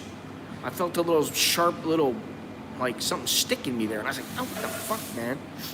I thought like maybe like a spring in the bed had stuck up, you know, like through like it was a cheap bed or something, and the spring had stuck through the mattress or something, and it was like scraping my butt.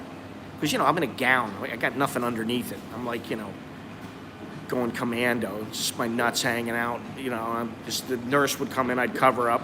I had the sheet over me. So I feel this little sharp, pointy thing sticking me there. Good morning, Alpharetta. I feel this, you know, sharp thing sticking me from down under, literally. And I'm like, man, what the hell's going on? So I reached down, and I kind of felt like, you know, sorry, but I felt like, you know, I had to pass gas. And so, you know, I let one rip, and then I still feel this sharp, pointy thing down there. And I'm like reaching down there going, what the? And then I feel something. I go, what the fuck? I'm like, what the hell is this? I'm like, oh no, man. I don't know what's coming out of my, I didn't even think it was the stent. So, you know, I had gone, you know, Longhorns knows, I had gone through all kinds of shit with these people about insurance and about, you know, I paid them, and then the doctor didn't come, and then, you know, they were supposed to come and do surgery, then the doctor didn't show up, and, you know, I was like, fuck you, I'm not paying. I'm not paying you. You kept me over here, and you know, the doctor was supposed to come in tonight. He didn't come in. That's not my fault. You know, it's costing me, you know, it was costing me money, especially the third time because the insurance wasn't covering everything. So I had called in the hospital administrator and said, I need to speak to, you know, somebody. And it was a girl, and I found out, oh, this is the hospital administrator. This is the person who deals with the cases. This is who I should have been speaking with from the beginning. And she's a real cute girl. I mean, she was cute. But she was, you know, very businesslike, and you know, she seemed to know what she was talking about. So she said she'd be in later. So in the meantime, I feel this thing sticking out of me. I decide I better go into the bathroom and see what the hell's going on. You know, so I gotta get in there and dig around. And all of a sudden, I feel something sliding out, and I'm like, ah! I'm like, what the fuck? And I feel it, and it's metal. And I'm like, what is this? And I pull it out, and in all its glory is this piece of metal that's shaped like a pig's tail, which surprised me because I thought that it was just kind of like a paper clip kind of thing with no sharp edges or anything like that would scrape you inside. But no, it was like a pig's tail. And it was metal. And so the thing comes out. You know, of course, I rinse it off because of where it's been. And I'm like, son of a bitch. And so then I'm like, all right, I got to speak to this lady again. So I hit the buzzer, tell the nurse, please get that woman in. Please get the woman to come in here. Yes, sir. Yes, sir. In the meantime, you know, I put the thing in a paper towel. I take a couple pictures of it. I don't know if I still have the pictures. Maybe somewhere. But maybe online somewhere. You can find it. But, you know, I put it on a paper towel because I'm like, I don't want to be holding the thing. It was inside me, right? Well, you know, I did rinse it off. There was brown on the... Obviously, it was in my, you know, my intestines. I rinsed it off, and the punchline's coming. I rinsed it off, and I just thought to myself, this is nasty. But I thought, I gotta show it to somebody to know, like, they gotta know this thing came out of me. I'm like, it's not supposed to come out.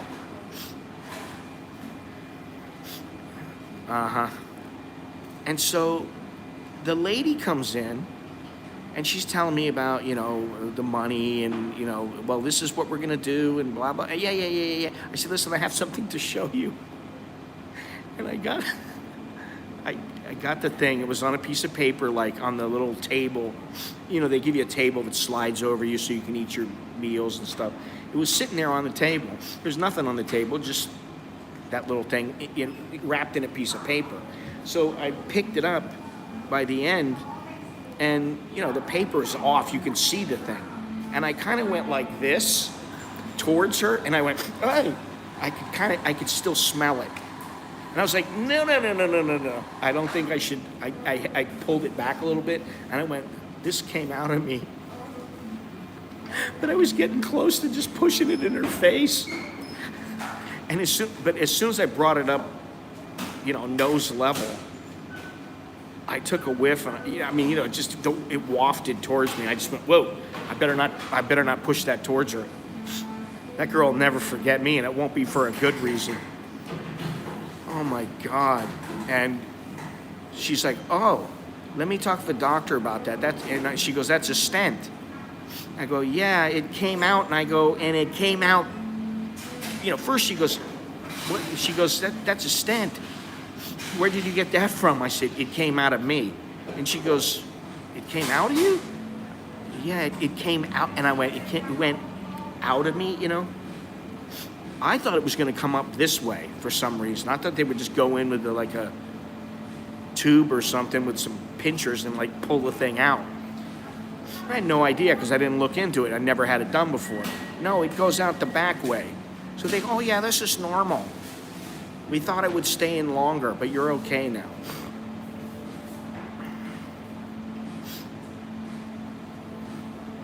I was so freaking embarrassed. But I was pissed off and I was high from the morphine and the fentanyl. And I was in a, you know, I was high as shit from that stuff. But, you know, of course they're trying to wean me off of it, so I'm getting grouchy. And then I get this metal pig's tail coming out of my asshole. And then to make it worse, I almost put it in her face, and I was like, oh, God. Poor girl. But fortunately, it only affected me, and I pulled back. And they did say, well, you know, it's normal, it's going to come out, but, you know, we thought it would stay in longer. That was the whole thing. One Adam 12, one Adam 12. Couldn't they have used a butt plug? Now, the idea was to keep the sphincter in the chest. There's sphincters all in, there's a couple of them in your body, or several of them, I don't know how many.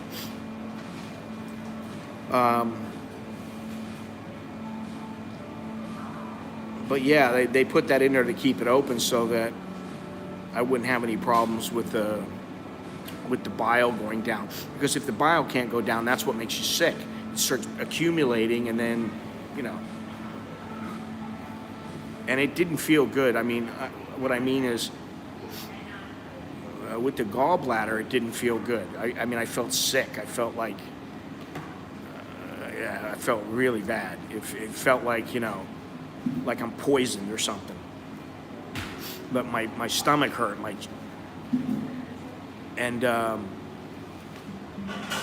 But then once they fixed it, I thought, oh, I'm better. No, you got to go back to the hospital and have this thing come out of your ass. Anyway, that's my ass story. That's my own anal probing story. Fucking pig's tail. It's exactly what it looked like. Pig's tail. Anyway, I think we've talked about assholes enough for now. We've got about 7 minutes until they open up here, and I'm going to go to that place. China comes up with the anal COVID-19 test. You can't make this stuff up. Exactly. Damn. My daughter had problems and had her gallbladder removed. Let me tell you something. That was painful, man. Should have kept a little pig's tail and made a necklace. Maybe it wasn't little. That's the thing. It wasn't like it was this big. It was like that big. And it just was and then, you know, the end, it was sharp. I was like, oh, this is what was sticking in my rectum.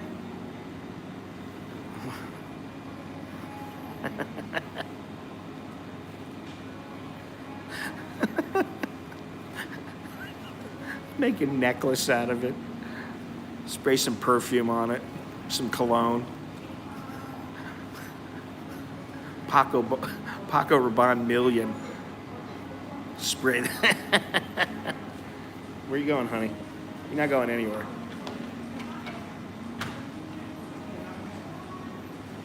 She thinks she's going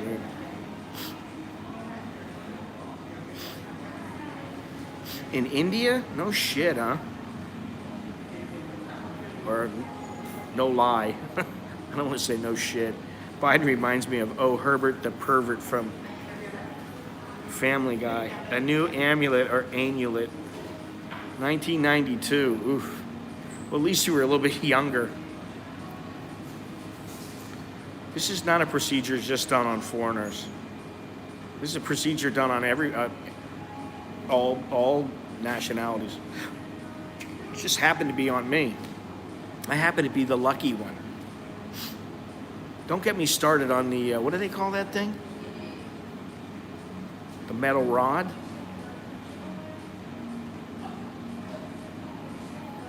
Yeah, don't get me started on that story. You don't want to hear that one, and I really don't want to tell that one.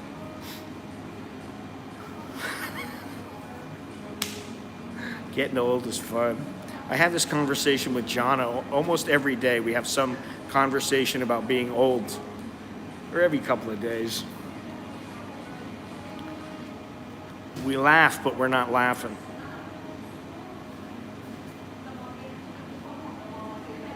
Start rolling together here.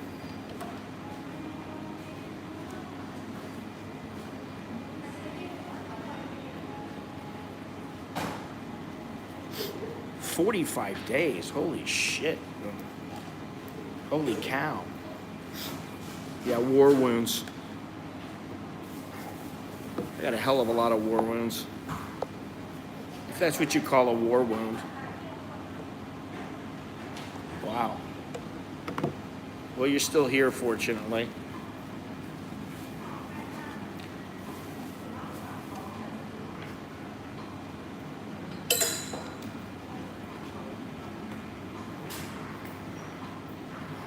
Well, from anal probes and asshole stories to eating at a ramen noodle restaurant.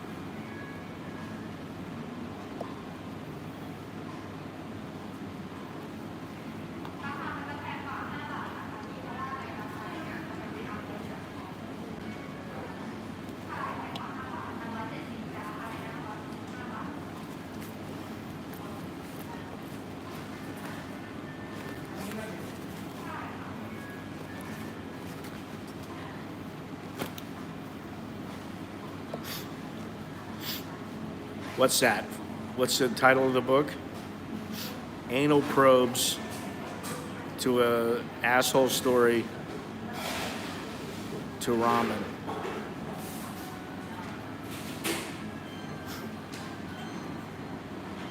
This is life, you know?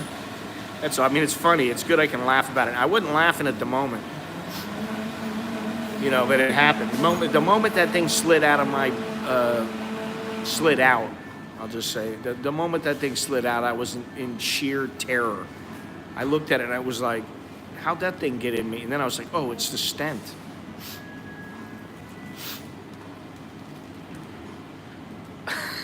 I didn't see the brown spots. That's the thing. And there was only a tiny little bit of brown on the paper. And I washed the hell out of it. That's what I mean, you know? Hey, man, might have been some sticky shit. I don't know.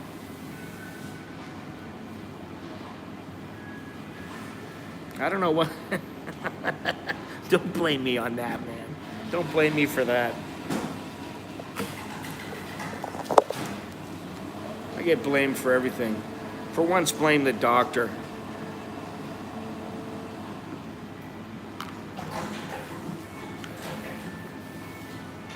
You're right down the street? How are you right down the street?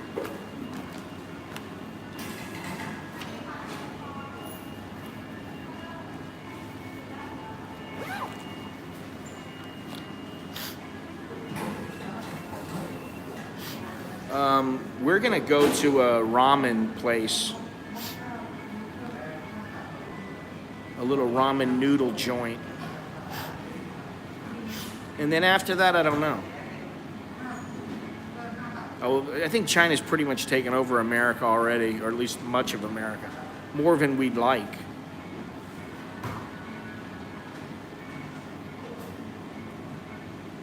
Andrew, who are you talking to? I'm right down the street from you here in Vietnam. What does that mean?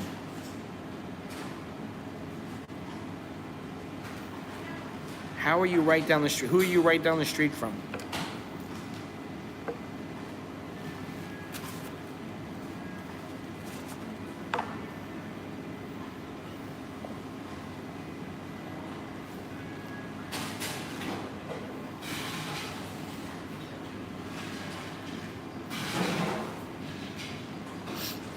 Well, I don't know why he would say that, because he's already told us he's in Vietnam about 50 times.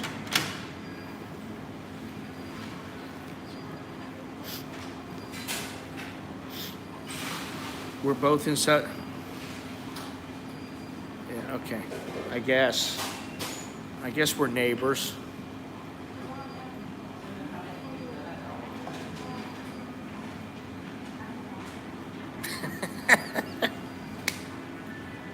Yeah, we're besties. We're neighbors. Remember to say hello.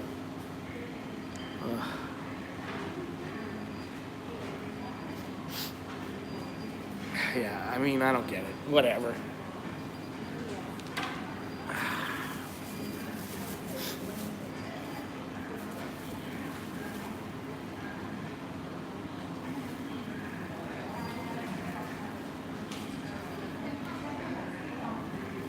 Well, he's young.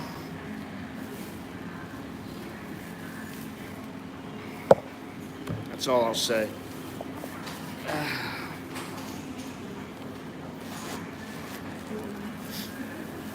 And, you know, we're neighbors, and Thailand is freaking paradise.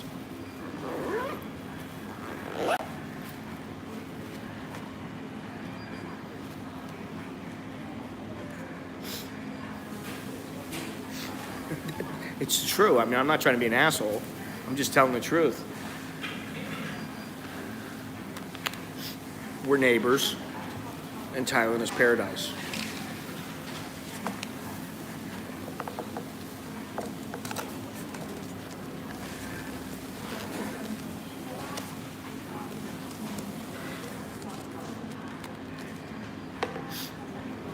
Oh yeah, it's paradise. At least they're acknowledging that there's a problem with the pollution. What is it that they say? Acknowledging that there is a problem is the first step into to solving the problem. I think it has to do with addiction, but acknowledging that there is a major problem with pollution. I was going to say prostitution. I don't know why. Is the first step in taking care of that. Shall we go over and say goodbye? I don't know. Every day it's the same thing. I'm going to use my card.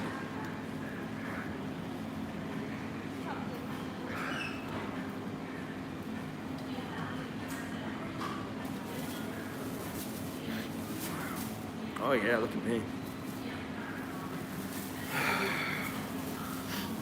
It's too bad that you never will, Azir. I mean, I'm a straight shooter. You never will.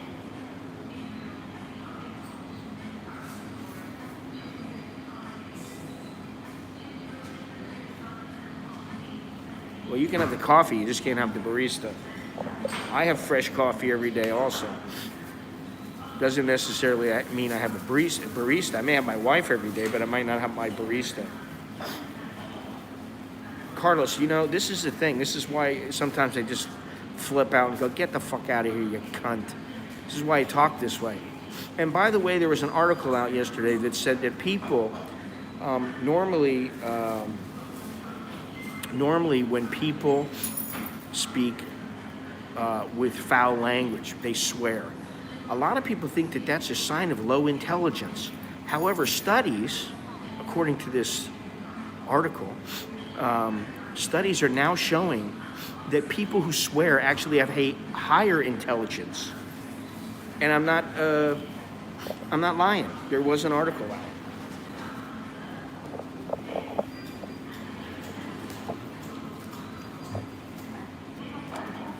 There you go.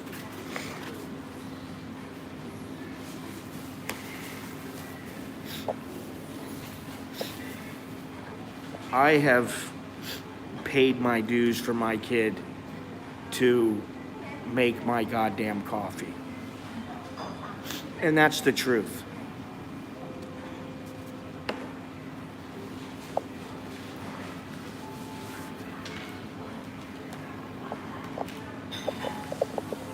Those kids pretty much want for nothing. So, if he's going to make a coffee to keep me happy, he's going to remember that all his life. Thank you, Bruce. There it is. I rest my case. If PhDs are swearing, why can't I? Let's see if we can level this here. Let's get out of here.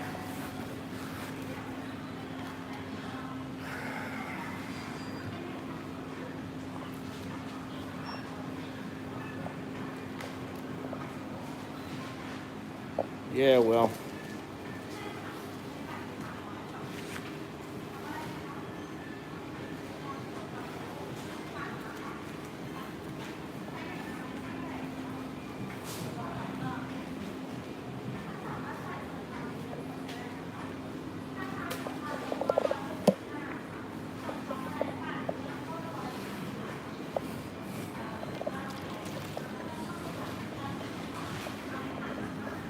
There we go. Oh, God, out into the world.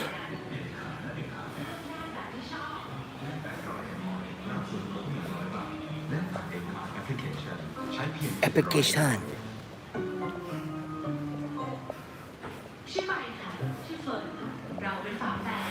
Buy fun? Chu buy, chu fun. Chu buy fun. Oh, buy fun. Pim channel.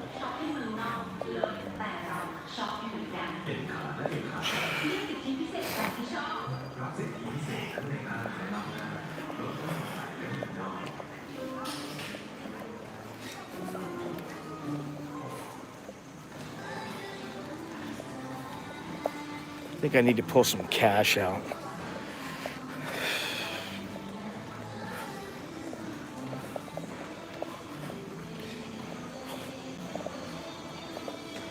It's like that After You place. You can only use your card if you spend 500 baht, which I understand, you know, because they have to pay the fee, but in most places here, it doesn't matter how much you spend.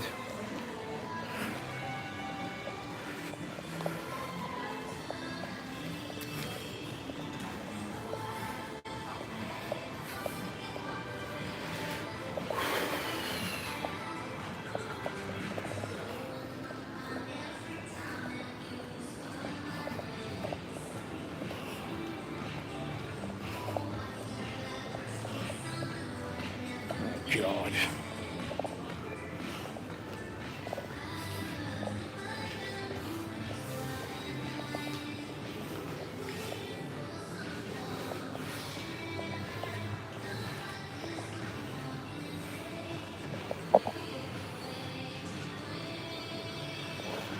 They might have censored your China comment. Wasn't me.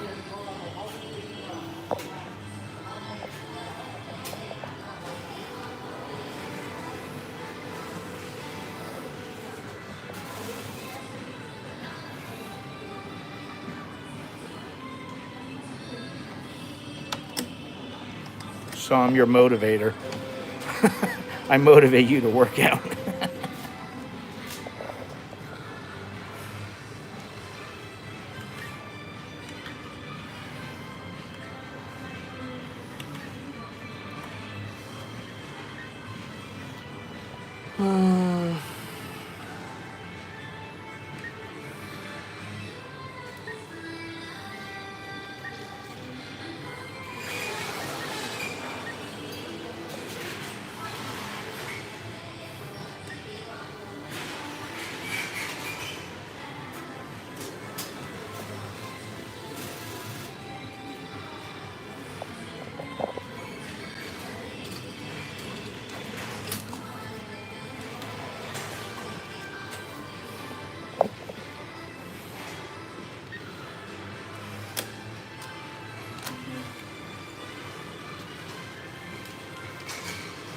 They didn't give me a receipt. What the? Oh, there you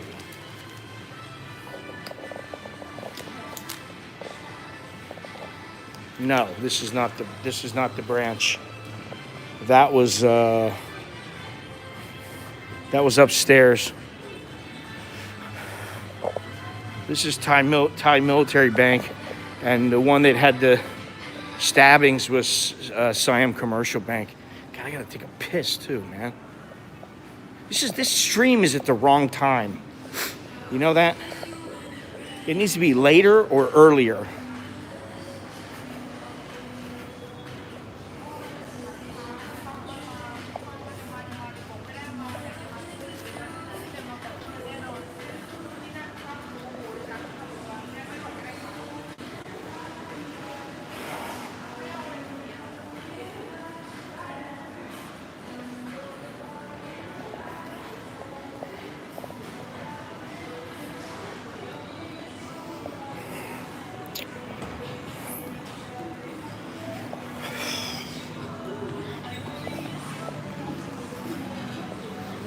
Dairy Queen.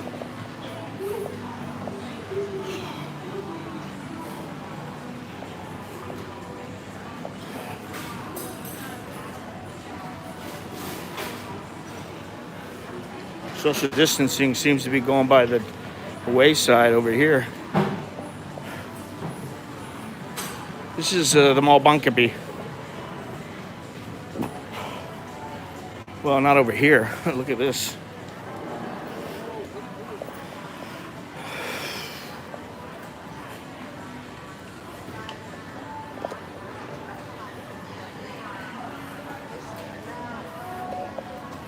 Fuck me.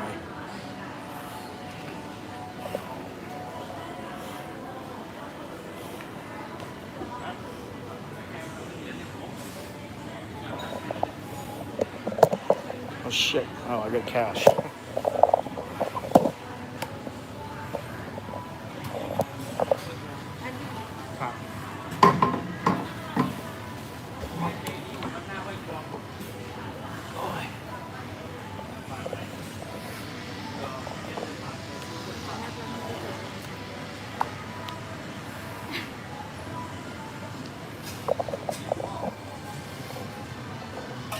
She just fucking squirted shit in my hands. You gotta wash your hands.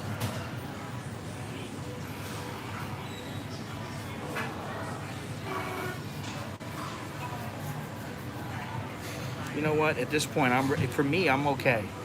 I'm ready to go. If I go from this virus, I fucking go. The only reason I'm doing any of this shit is for other people, because I don't want to be the guy who killed somebody. Even though it probably wouldn't be me. All right, what is this? Lot anti Nangroy. I don't want to fucking set.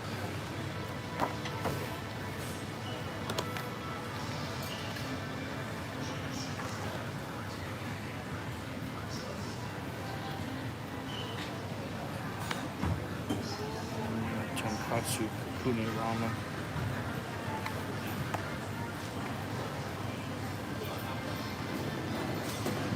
Alright. What we're getting. Hang on a second. Lost a crook. Boom. There it is right there. That's what I want. Tonkatsu Kakuni ramen.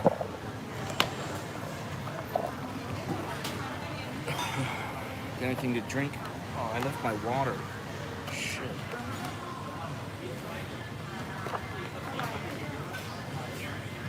Chamanal. ก็ขอ chamanal เย็นแล้วก็tonkatsu kakuni ramen ก็ regular ครับ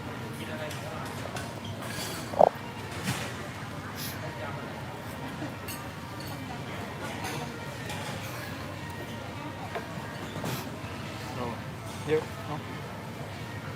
Yeah, it has here it is here. Minimum payment 300 baht. So it's good I went and got the cash.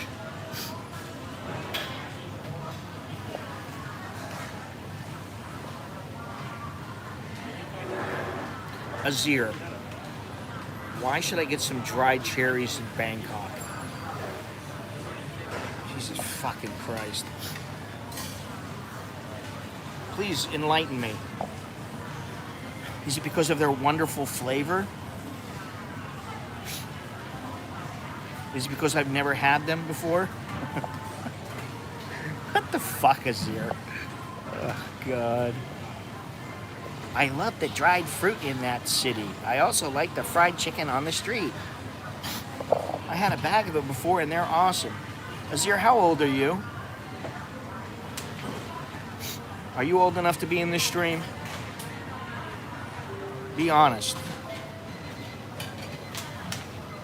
Listen, there's been a couple guys that have said that, Carlos, and I'm serious.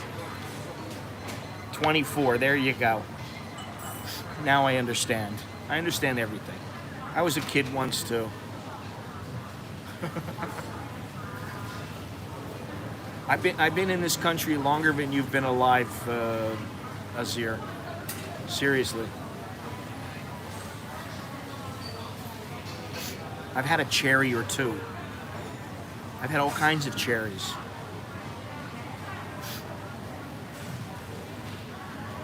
You still want to get married before you're 27. I'm sure there's a wonderful Pakistani girl waiting there for you. She's got her bells on for you. I know it.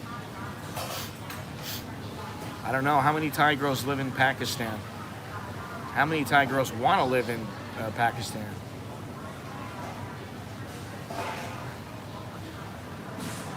Do you want her to make your coffee? How much are you going to pay her to support? How much are you going to pay her to support her? Because I can tell you, as a Muslim guy coming over here, your chance of landing a good, solid Thai girl that's young and attractive, that's going to take care of you and go over to Pakistan, is probably zero. You have like zero chance. You better be one handsome dude. You better have the 8-pack, the flared lats, the appropriate stubble on your face, the perfect smile. You better have it all, because if you don't, you ain't getting shit over here unless you are paying. Either that, or you can go to, like, you know, I don't know what they call it now. It used to be Little Africa, and then there's like a little place, there's a little Middle East or whatever. A lot of good restaurants in the place. Over there by Nana, you go in, you talk to some of your friends over there, and you go, do you know any girls that might want to hook up with me? But quite honestly, most of them are going to be pigs. And I'm just being honest with you. I mean, I'm being as straight as I can with you.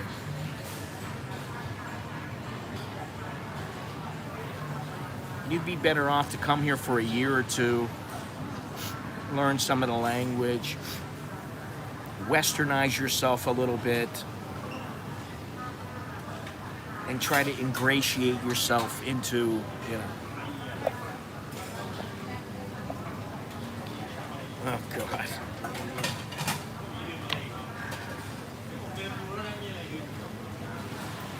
Oh, my God.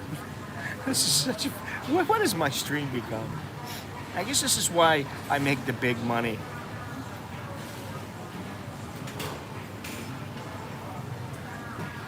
Carlos, you're a very bad man.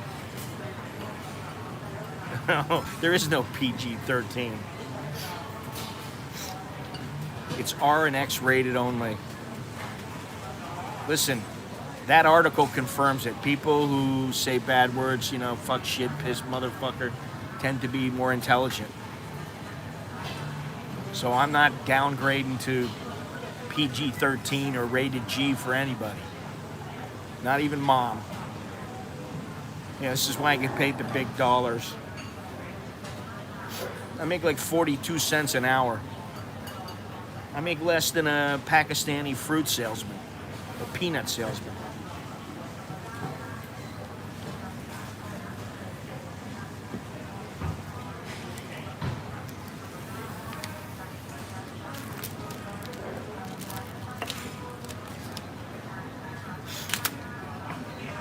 $224.75 baht. I studied IT in the US for college,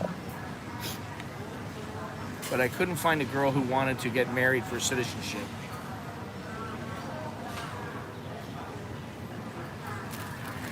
As you're either completely full of shit and you're a troll,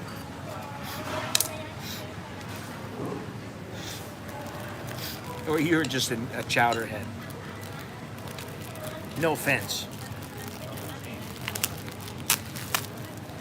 Well, listen, he did pay me 99 cents, so I guess, you know, he deserves a good dose of honesty. Let me tell you something. If you give some girl 99 cents, is not even 30 baht. 30 baht will barely get you a meal now in this country. It might buy you a couple little pieces of chicken or some fruit. But if you try giving, I understand that, you've only got $7,000. So you spend $7,000 to come to Thailand to look for some broad, but you pay me 99 cents, you fuck. I have to say that. I'll take what I can get.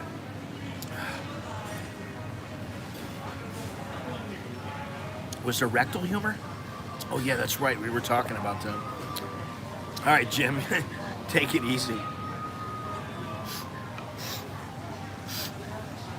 You don't have a lot of money, and you're coming over to Thailand to spend money you don't really have, to find a girl that's gonna require money. I hate to tell you this, but getting married is more expensive than being single.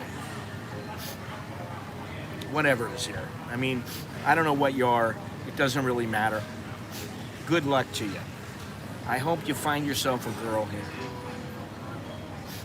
I don't know. It depends on the girl, though. You start coming after somebody like Beer or one of these other girls working here, and I'm gonna have to run interference. That shit don't fly with me, buddy. I hate to tell you that. When are you planning on coming over to Thailand? Let's have a little fun.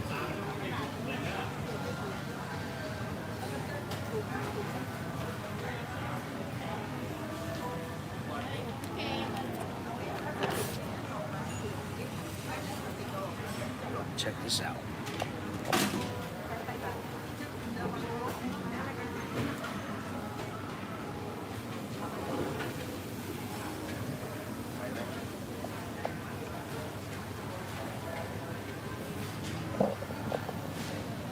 I thought you had $7,000. All the Upwork clients don't want to pay a lot.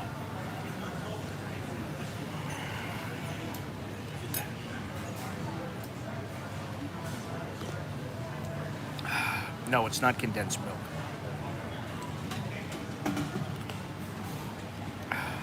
It is good though. This is tonkatsu kakuni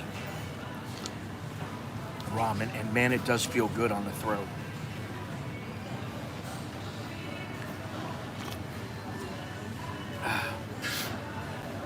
Anybody have any questions for Azir? Any suggestions? What's the hurry to get married by 27? You got some contingency on a, on a inheritance or something?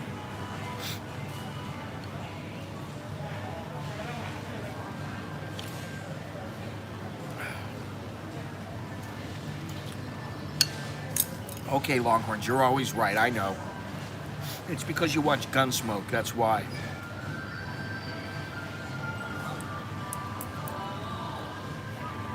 In the South,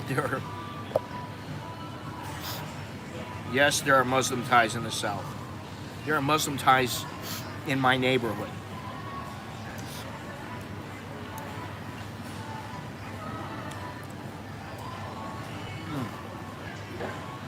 Man, that's good. Yeah, what's the matter with Pakistanis? I've seen some hot-looking Pakistani chicks. What's the matter? Be honest.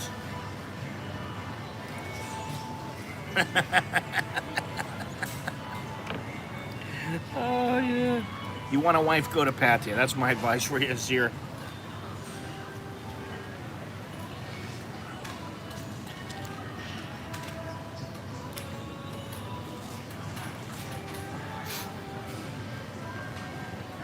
Well, why don't you concentrate on earning the money and then worry about getting the girls? I'm sure you must be, if you're young and you're honest, and you're like most men, you're desperate at this point because you need to get laid.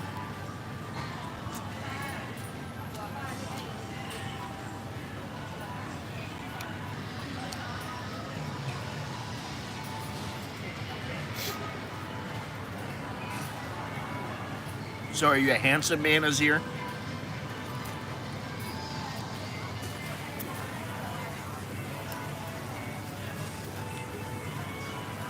I'm just gonna have fun.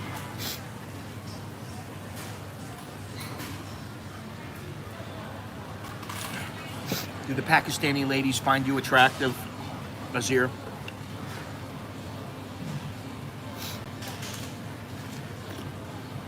With a small beard like mine?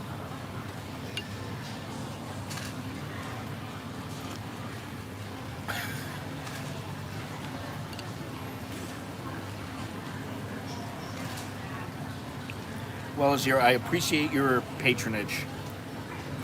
Oh, God.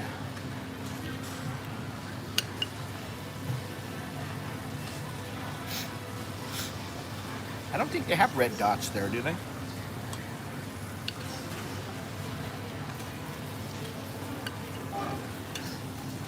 Yeah, exactly.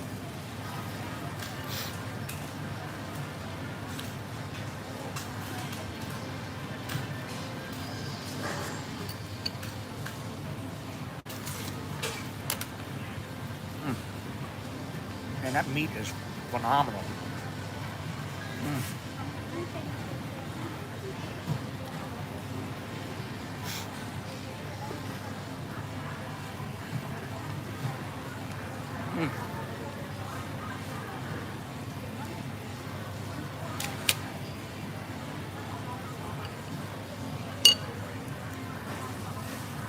I'm sorry, Azir.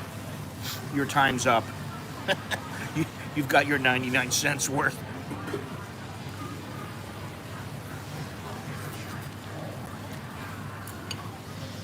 So I was online at the bank. I had my tongue up some chick's ass.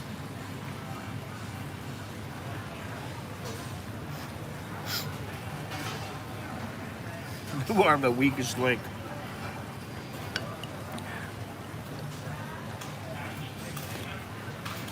I always love it how guys tell me, I'm coming to Thailand, I'm gonna get married.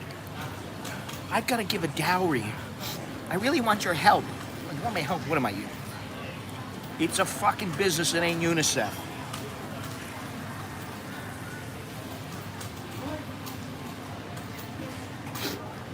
And for some reason, I have my doubts about Azir.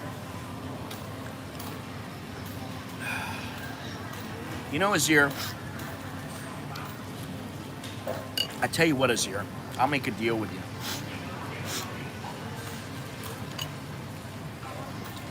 On Monday or Tuesday of next week, I'm gonna try to get some people on my stream like I did the other day. With yesterday. Soy Dog Cowboy, Bum Gun Chuck. If you would like, I will send you a link. You can come on and join us all in the stream. How's that sound? All for 99 cents.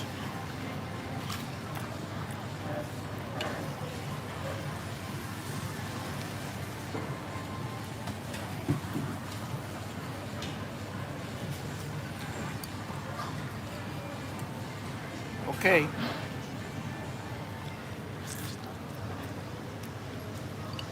Email me. I don't know Pakistani time. You got to figure that out. Bangkok time, 9:15 in the morning. Tuesday morning.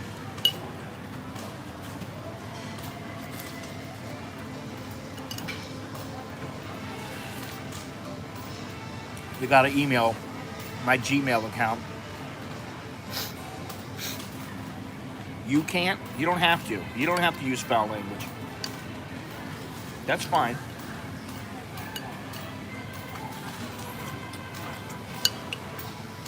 But it's okay for you to watch a guy like me.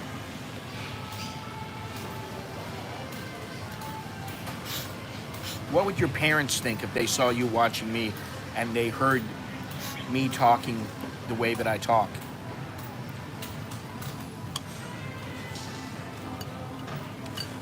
Would your parents be upset with you?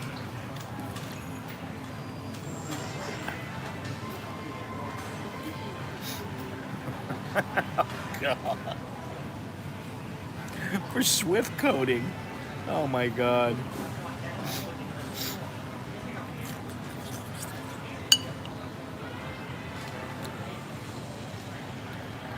So lying is okay. lying to your parents is okay. Talking to a guy like me is okay. I mean, if you're legit, you know, then I'm razzing you. I'm just giving you a hard time.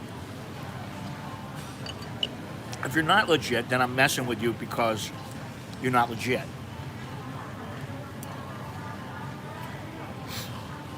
But it's an honest question.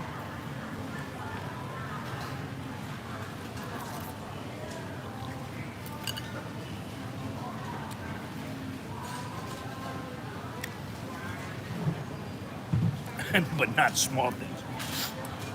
Well, you don't sound too much different than most people. All right, well, send me the email, and I will email you back with a link. You click on that link, and it will bring you to the green room to where we can have a conversation online.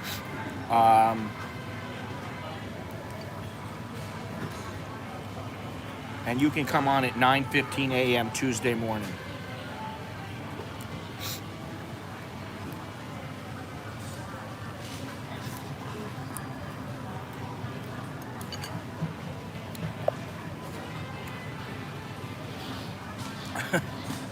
All right. I'll be waiting for the email.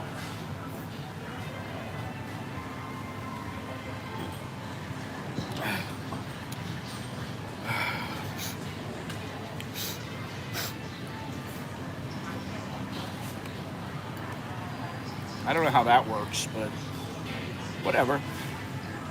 Up to him.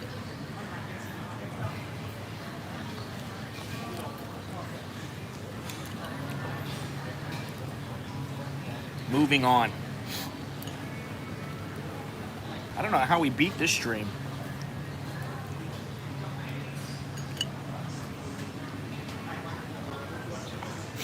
We're talking about cheap Charlies. We're talking about anal probing. We're talking about a stent coming out of the ass. We're talking about a Pakistani guy who wants a Thai girl. Apparently he doesn't like big girls. Listen, let me tell you something. Big girls need loving too, and I can tell you sometimes those big girls, they know how to turn on the afterburner.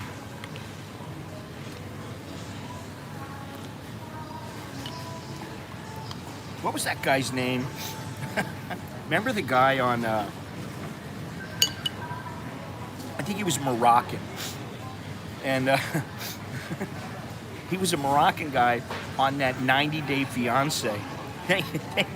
Thank you very much, Stephen Moore. Joke Dave. I hope you're enjoying it. He was a Moroccan guy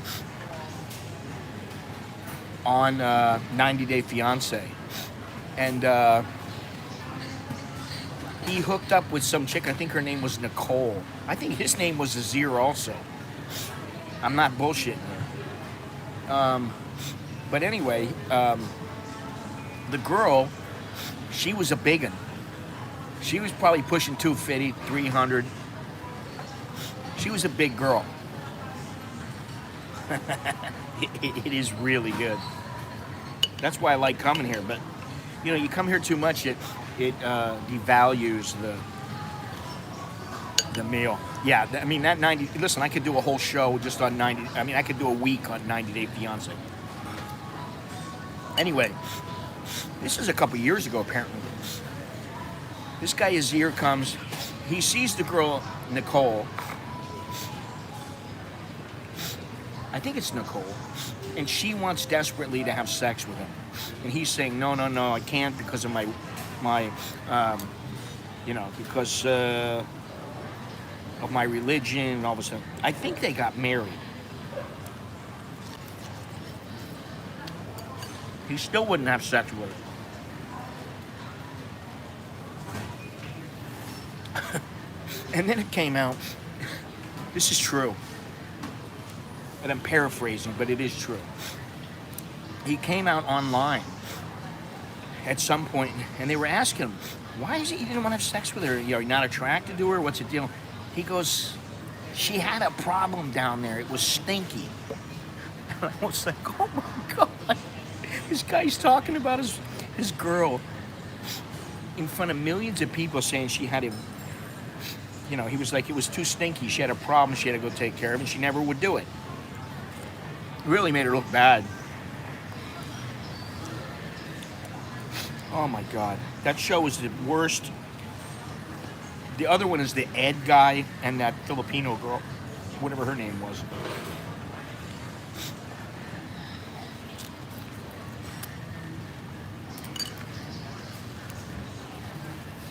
Leave them with some dignity.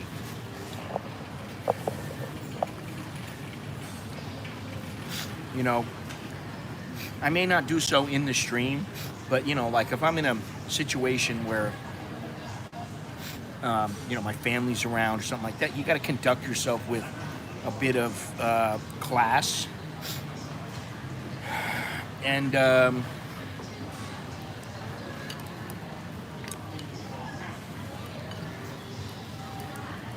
and if you're gonna, you know, break her heart or something, then you need to leave them with a little dignity. Because if, you know, and then the thing is they don't with you, then you know what kind of person they are. But if you leave them with some dignity and say, hey, listen, I just don't think it's working out. I really think, you know, it's a little bit too much for me, too fast or whatever. I think I need some time alone. I think for now we need to see other people. That's how a man handles his business. He doesn't run away. Like some people I know who, I knew one guy here who Longhorns knows a little bit.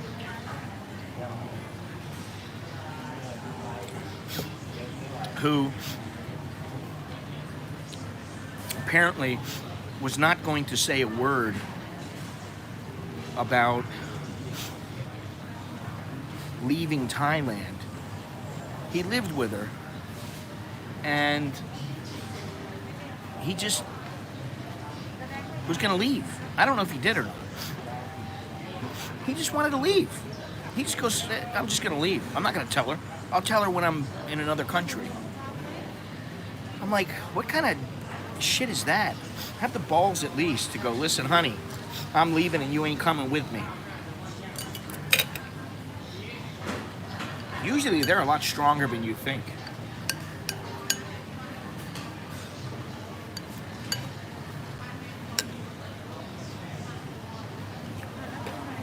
In fact, I've been surprised several times. Most women are they'll get over it a hell of a lot faster than you think they will.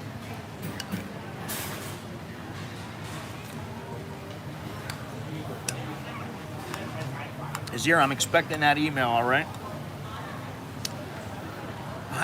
I want to have him on. It'd be something, man.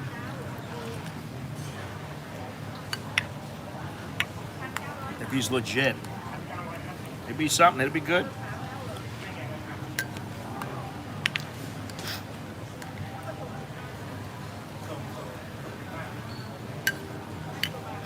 Don't be mean. I won't be. I don't know. I'll tell you what I will be. I'm not going to tell you what I won't be. But I'll tell you what I am going to be. Honest.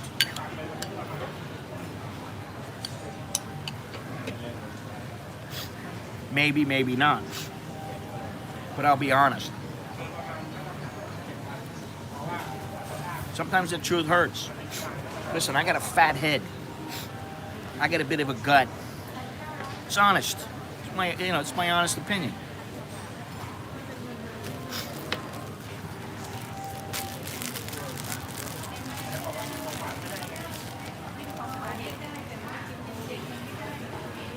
That was good, but it's gone.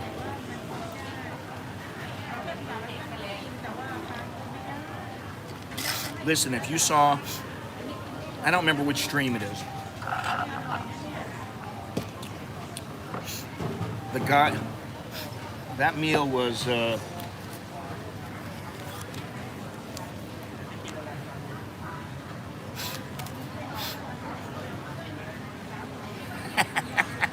I'll be honest, and hey, it may be gentle, may not be, but the people in the stream,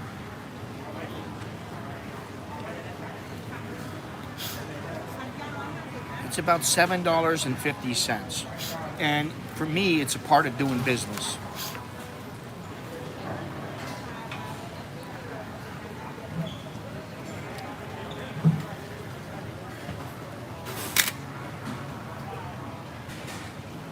Now I think you're completely full of shit. I think he's completely full of shit now. I don't trust the guy. It's all right. Send that email. I said I'd be honest, and I am. Okay.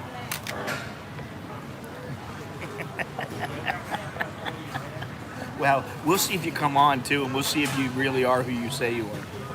I hope you are. Now he's acting Indian. Could be Indian, who knows? Doesn't really matter to me. I really don't care. That's the bottom line. Listen, this is an entertainment channel. If you gather some information from this, wonderful. You know, I read something yesterday, and this is coming from a guy who's been watching for a long time. I think he's in Norway. And he said, you know, I've been watching you for a long time. I wish I had the message. He said, I've been watching you for a long time, and I used to watch your Chowderhead videos all the time, and I learned a lot from them. In fact, it really saved me from being with the wrong woman in Thailand. And now I live in, I think it was Norway. Now I live in Norway with my wife, and we're a family, and it's great. You know, something to that. I'm paraphrasing again. You know, like that makes me feel really good. He benefited from that. You know. And you know, that's what it's all about. I mean, you know, it's not only about money. You know, I try to explain that to people, and they don't. Some people are too stupid to understand. It's not only about money, but you know, it's happened several times where people have went, "Man, you saved my ass," or whatever. You know. I don't know. You know, Gennaro hasn't been in the last 2 days for very long. I think there's too much competition for the baristas and Coconut Girl. I don't know. I was almost going to go down to Aloha Place or to the bagel place today. I don't know. You know, I don't know what I'm going to do, you know?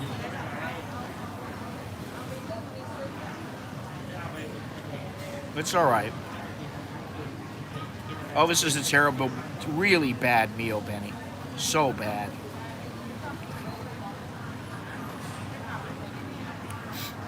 Well, let me tell you something, Azir. If you think that this is expensive, you better keep saving your money. Because while, you know, I don't, thank you very much, Choke D, Blake, appreciate that. While, you know, I view the coffee, I view going places, I view all that stuff is a part of doing the streams. Because I can't just sit at home every single day. So for me, it's part of the stream. Now, like, if I wanted to go out at home, we got a dim sum place right across the street. We got 3 noodle shops. We got, you know, spring rolls. We got all kinds. All I have to do is walk down the street and spend 40 baht. I get whatever I want. But I get tired of this shit, or I'll make something myself. You know. I'm going to add up. I've been keeping track of my money a lot better lately. I'm going to add up January. Is it January? No, we're still in January. December's food bill. And then I'm going to look at January's food bill. And I'll give you guys an idea of how much I spent on food and coffee and all that other stuff. I'll just tell you guys because I want to know. I'm curious. It seems like every single time I go to the grocery now, it's always $30, at least $30, $30 to $50 every time I go, and I go every other day. And it's because, you know, we're still trying to stock up on food, you know, canned goods and stuff like that, because you never know what's going to happen. But also because the kids are eating more. Yeah, I've done it like kind of lackadaisically, but lately, basically all I do is tap it into my phone on the notes, and then the notes, goes over to your laptop, and then I just copy everything and put it on a document. And so what I'm gonna do is put it into an Excel file. I just have to set the Excel file up. I only got so much time to do this shit. Only so much time and energy. That's the other thing. What's MTW? Monday, Tuesday, Wednesday? It's an app or what? You must spend at least 10 US a 10? I wish I spent 10. Yeah, but I don't always eat out. My kids had hot dogs last night. I had a hot dog last night. We had a whole package of hot dog. It was probably $7. With you got one, you buy one, you get one free. So for $7, you got 20 hot dogs. So figure that out. And then the bread. And a little cheese. So I think you need to put a little more time in there, Azir. You need to put a little more time and research into your whatever it is you want. But you remind me of the one Israeli guy who's like, I'm gonna go over here and I'm gonna get this girl and she's gonna come over and she's gonna cook for me and clean for her and I'm gonna take care of her. I go, well, how much money are you gonna give her for herself? For if she needs any money for her family, because you're not gonna have her work. Oh, I'm not gonna give her anything. I go, well, then you ain't gonna get shit.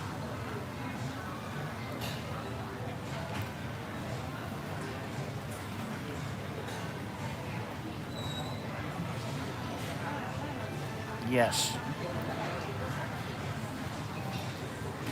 You can get a meal here for $1.50. You can still get one for $1, but it's not enough.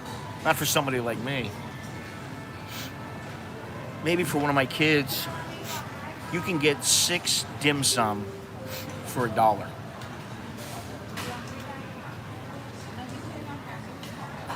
But 6 ain't enough for me. I need about 8 or 10. I always buy 10. And that's 50 baht. And then what I do is I always end up giving 1 to my wife, or 2 to my wife, or 1 or 2 to one of my kids, or something like that. So I end up with 7 or 8. Oh shit, you know what?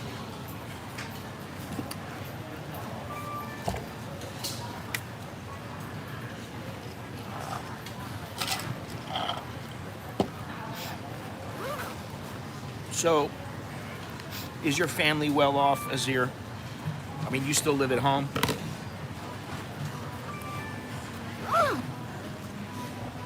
If you went to the U.S., I'm going to say they must be fairly well off.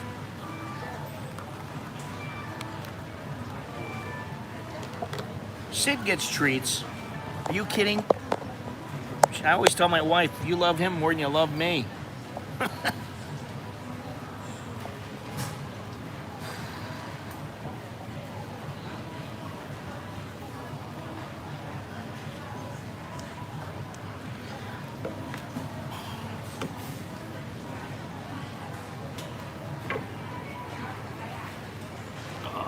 man.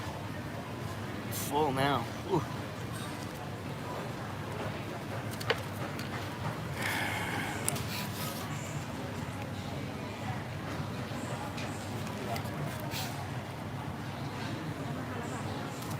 No tip included.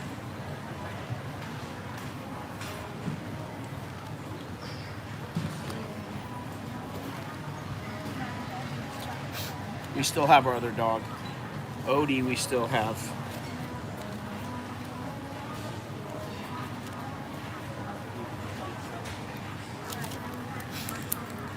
Odie is still alive, getting older. And Sid is still a pain in the ass. He's cool for about 10 minutes. And then he starts trying to bite and play and he irritates me. I'm like, lay here like a stuffed animal. All right, so 200 and what? 224.75 So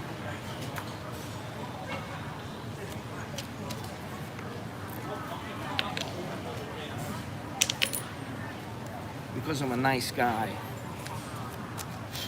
it's gonna end up costing me $260 because I'm gonna get, they probably aren't making shit here. Yeah, I always know that, Carlos. You know, this is the thing. I've been watching you for years. How come you never said anything? Oh, I'm shy. You know, that kind of thing. Hey, I really want you to go to this place or that place. I don't know, man. A couple $100 baht, I think.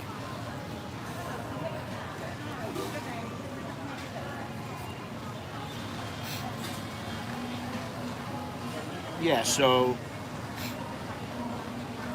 I'm giving this place $260. The meal is $224.75. So it's about $8.65 with the tip. And I don't have to give the tip, but I am because, you know, the girls here are probably not making shit. And this is a new crew. And they had an old crew here who was here for a long time. And I got to know them a little bit.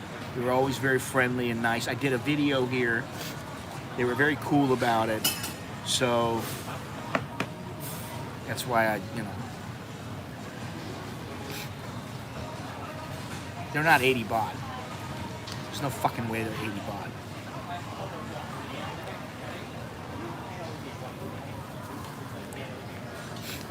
I can find out. 160 maybe. But 80 baht, they're pieces of shit cigarettes. Or they're fake. Buy yourself a pack of real Marlboros or something like that. Then you get an accurate price. Yeah, I don't know because I don't smoke, but that's dirt cheap. Those got to be shit cigarettes.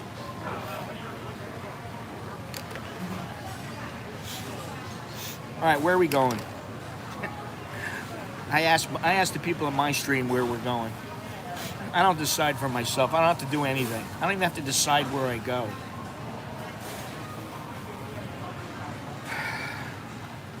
Go get myself a bagel with sweetened condensed milk. Go up to the Rap God for some dessert.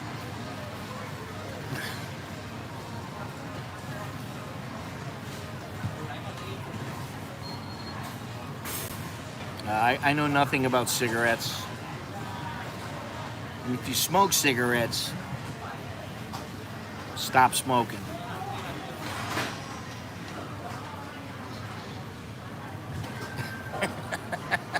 It's fun. You're my neighbor. Neighbor? You're my fucking neighbor. My neighbor's an old lady we call the witch. And the other guy next door is the guy that wanted to put his fucking kitchen exhaust pointed towards my house, the back of my house, so that, you know, we would smell it, not him. And I told him, you gotta fucking take that fucking thing out of our yard. No, they fucking never even look. And he's a guy. Some chick parked her car in front of my house. It was halfway in front of his house and halfway in front of my house. And I already told her before, don't park your car in front of my house, please. And don't move my goddamn garbage cans. That's just fucking rude. She did it anyway. So, she doesn't live there anymore. 15-minute English. Thank you, Tom's Crazy World. Tom's Crazy World. Choke big. But she parked. Oh, Benny, I'm joking about the bagel. I'm not getting any fucking sweet and cream. You know what? I'm already full. But I don't want any sweetened condensed milk, man. That's not happening. That was a joke. Seriously. Anyway, but the chick parked halfway in front. So, you know, I look over to the lady who sells those are good. I look over to the lady who sells the Quitio, because she always tells me what's up. She don't dick around. She goes, "It's the lady over there. She put her car there. She's home right now." I'm like, okay. I thought, I wonder if the car's open. Sure enough, the door was unlocked. So I opened the door, put the thing in neutral, and pushed it back all the way to in front of her house. She comes out, her car's moved. She's wondering what the fuck happened. She never parked her car in front of my house again. That was great. Oh, God. We're going to take a little walk over there. Here's what we'll do, all right? Because I don't want to be streaming all fucking day. I'm telling you, I stream every morning now, and I got no time for myself in the afternoon. I'm exhausted. By the time I go home, I'm exhausted of reading and getting, you know. No, she wasn't pretty. She was a lesbian, honestly. So you're out of the... Yeah, it's not going to happen for you, buddy. It's not going to happen for you. She wasn't good looking. Neither was her friend. Neither of them was good looking. Anyway, her car got moved. What we're going to do is we'll take a little stroll over by the gold shop and by the birds and see if the birds are out yet. Maybe the birds, they don't want the birds getting a co-wit.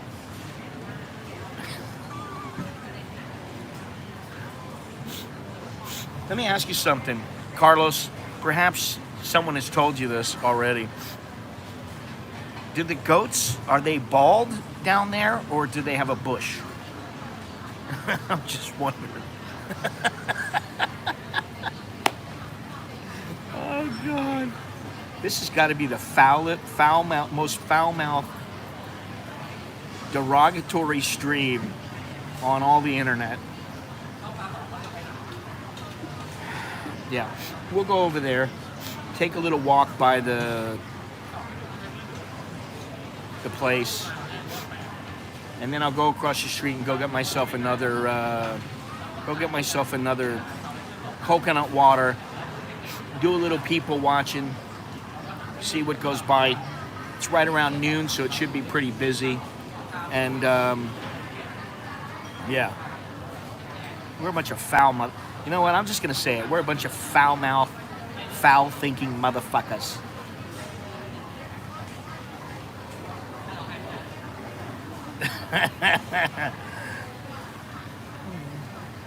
Actually, I think Carlos has spent a lot of time in that region, the Pakistani region, or some time there at least.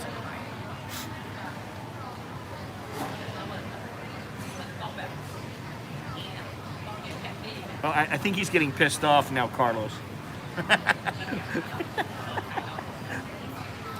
Carlos, you're always welcome to come in the stream with him.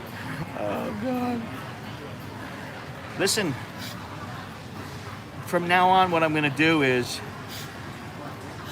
all the people who are patrons, who they've contributed in one form or another, Super Chat, PayPal, whatever. I remember you. And if I don't, too bad. But most of the time I remember everybody. Anybody who has done any kind of contribution like that, even Azir, who made a little 99-cent contribution, if you want to come on in and chat in the stream, I'm more than willing to start up doing streams like that. You know, like once a week, maybe twice a week. I don't want to burn some of the guests out, you know, until I get a large rotation, if I ever do, of guests. But anybody who's willing, all you gotta do is sign up for a little, you know, little $3.99 membership in YouTube, or a Patreon for whatever it is. You know, that's all you gotta do. Buying shirts don't count, though. And thank you to the guy who bought a shirt. I can't remember his name now, but thank you to that guy who bought a shirt the other day. He told me he was going to buy a shirt. He did buy the shirt. I appreciate that. So thank you very much. But let's get out of here. All right, I've been yapping long enough. Azir, you've been, if anything, Azir, you've been an entertaining source of information.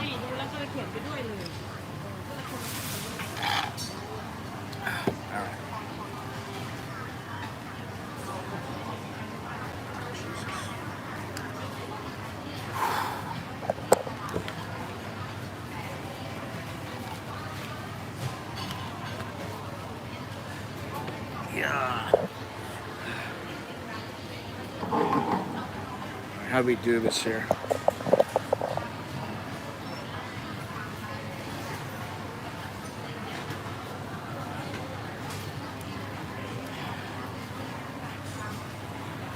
Whew.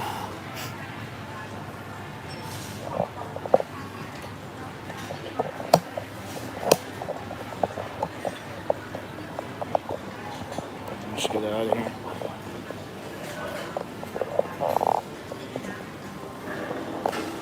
All right. Cup of my cup.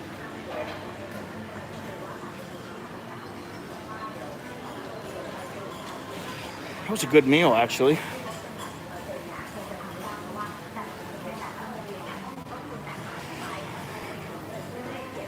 Here you go, Longhorns.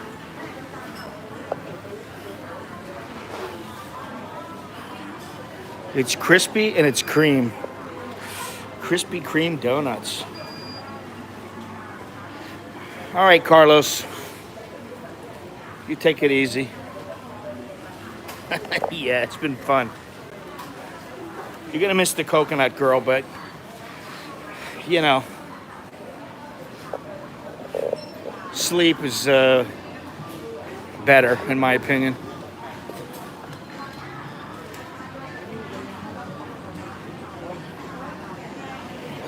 Whew. Oh, Azir, don't be nasty to Mr. Carlos. Listen, I'm sure you get that kind of stuff all the time. You just got to deal with it. You know, I'm the short, bald, fat guy. I don't have any qualms about that. You know.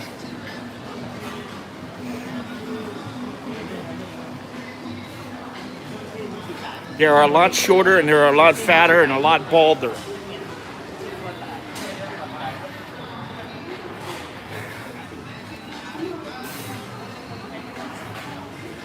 Yeah, well.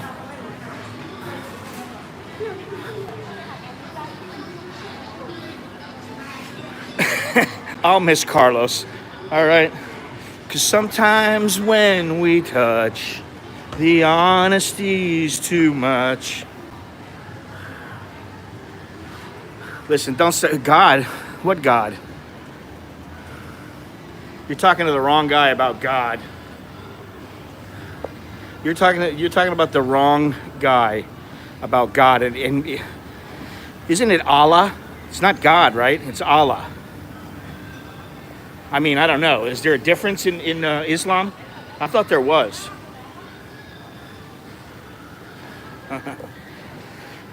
That remains to be seen, Mr. Azir.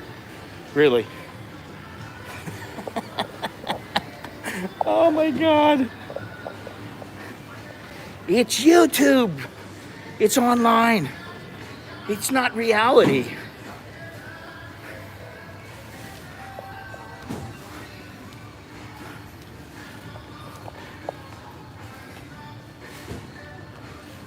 Pay you? What the hell is anybody going to pay you for, Azir?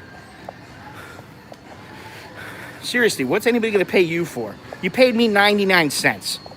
Seriously. You ought to pay me $4.99. Don't worry about Carlos. Carlos is a VIP, buddy. You're not anywhere near a VIP. You're what's known as a grunt.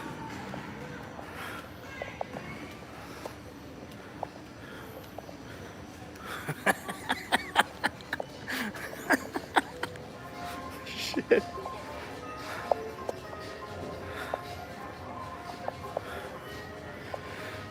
Whew, man. I've had too much fun today.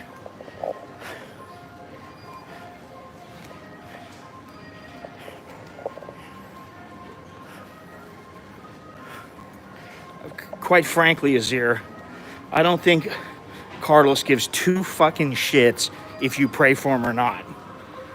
And quite frankly, I don't either.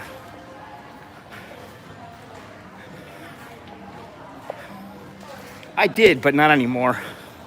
Why, did you want me to take a break and go pee so you can watch?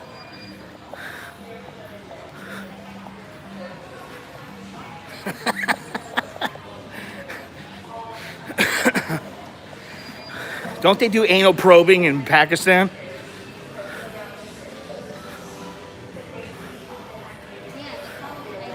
Wow, a lot of hatred coming out of Azir. I thought Muslims were supposed to be loving people, man. We don't want to go in that direction. In fact, Azir, I think honestly that you're full of shit. I really do. Because you talk about this religion and yet you don't live it. So whether you're real or not, whether you're a troll or not, to me, you're still completely full of shit.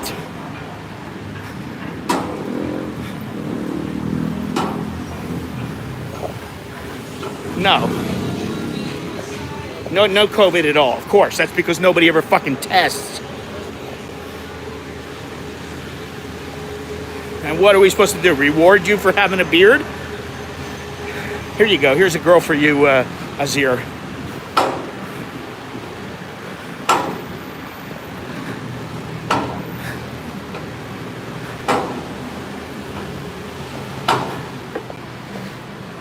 Look at this. They're getting ready for Chinese New Year. Oh, are we talking about Azir's pee-pee? Or what?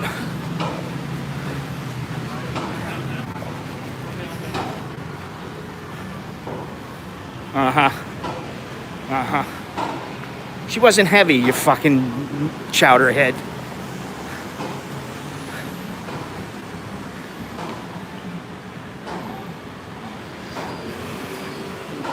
Listen, let's just say that Azir has been a wonderful source of entertainment today.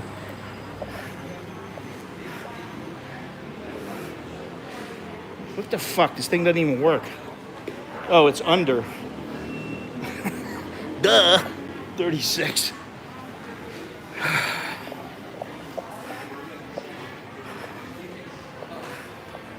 What happened? Oh, it sprayed me. I put my hand into there, it sprayed me. It automatically sprayed me when I checked my temperature. Goes to feed what? The goats?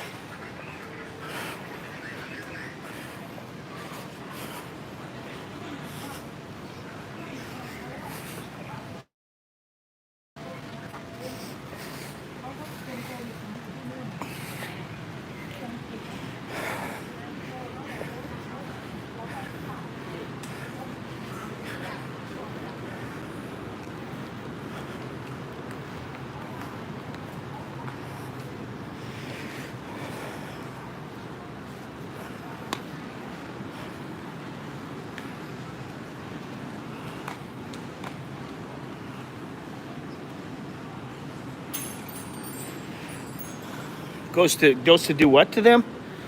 To feed them or to beat them?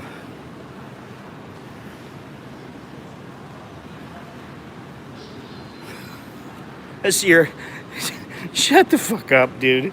You're such a fucking joke. I always try to be nice, but first you attack Carlos, who was just having a bit of fun. And considering he's a VIP and you're viewed as goat shit, that's really all that matters. And I don't know how we got on talking about your small wee-wee. I don't know what the fuck, how did that fucking come up?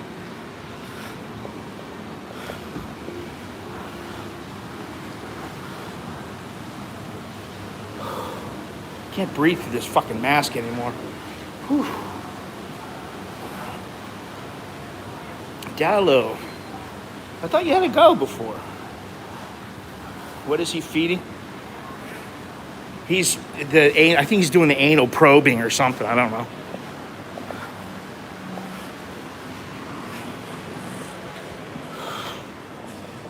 Oh, it's a different chick. I'm not going here if it's not her.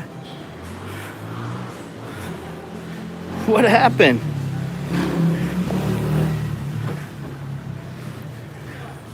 Sure, come on in. Send me the email. Coconut Girl's not here. Some fucking old lady.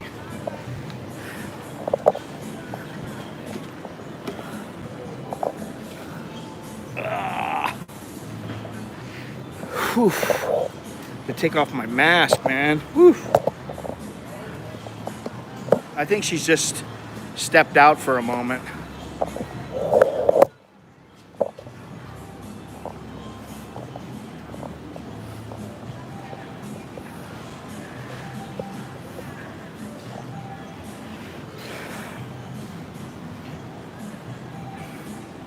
Azir, here's the thing. I wouldn't do shit for you, honestly. Because you know what? I value that girl more than I value you. And I don't even know her. But then again, I don't know you. But I value her far more than I value you. No offense. You can have the fat chicks in Pakistan if that's what you want. That's probably all you'll ever get with your fucking $7,000. Because let me tell you, it's going to cost you a hell of a lot more than that to get married.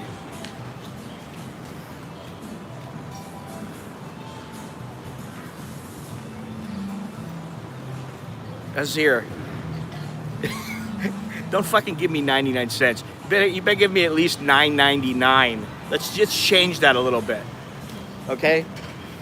99 cents. What's anyone gonna do with 99 cents? I appreciate it. No, listen, I do. I appreciate it. Thank you. But like, don't act like you get the fucking world for it. See, this is the thing.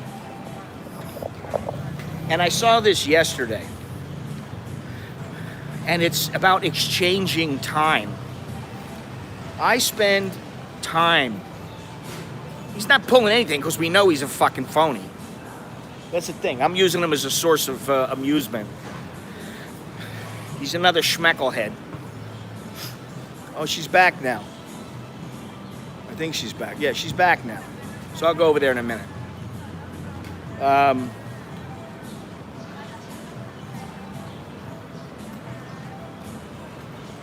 Yeah, it's about an exchange of time.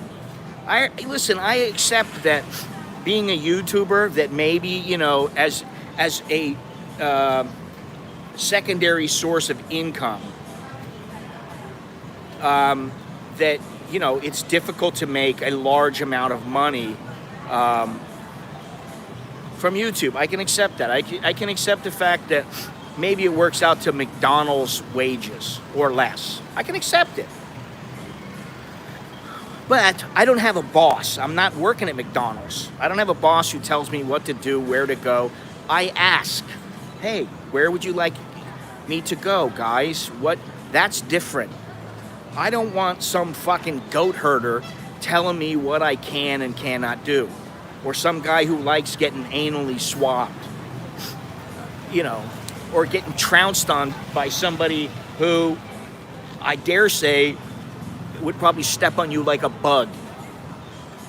Even if you are some fucking fat piece of shit who couldn't fight his way out of a paper bag. Thank you, Dallo.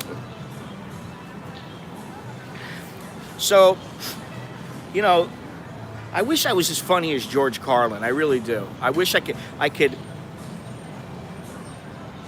put into words what I really want to say.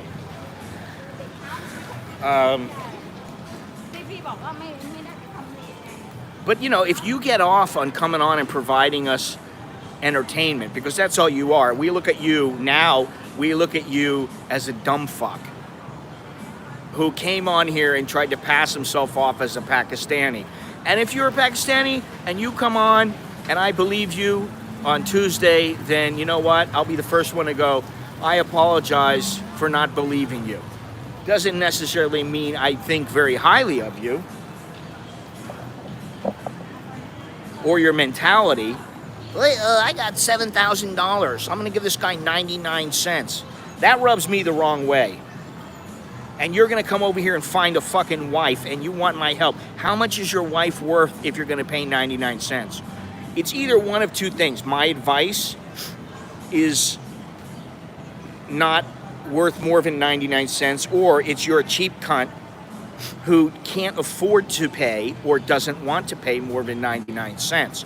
Now, I'm going to take it as, how can I say this? Objectively as possible. I'm going to look at it objectively. I don't care if you've been here 5 or 10 years. Chances are you don't know jack shit compared to me. And it's not that I think I know a hell of a lot, because I think I'm learning every day. But it's about experiences, my friend. And I'm gonna say that you're just some fucking jackass who gets a hard-on by making himself a presence in somebody's stream. Who knows who you are? You could have been some old hater. You could have been some old moderator. You could have been some old fucking guy I want to knock his fucking teeth down his throat. I don't give a fuck who you are, really.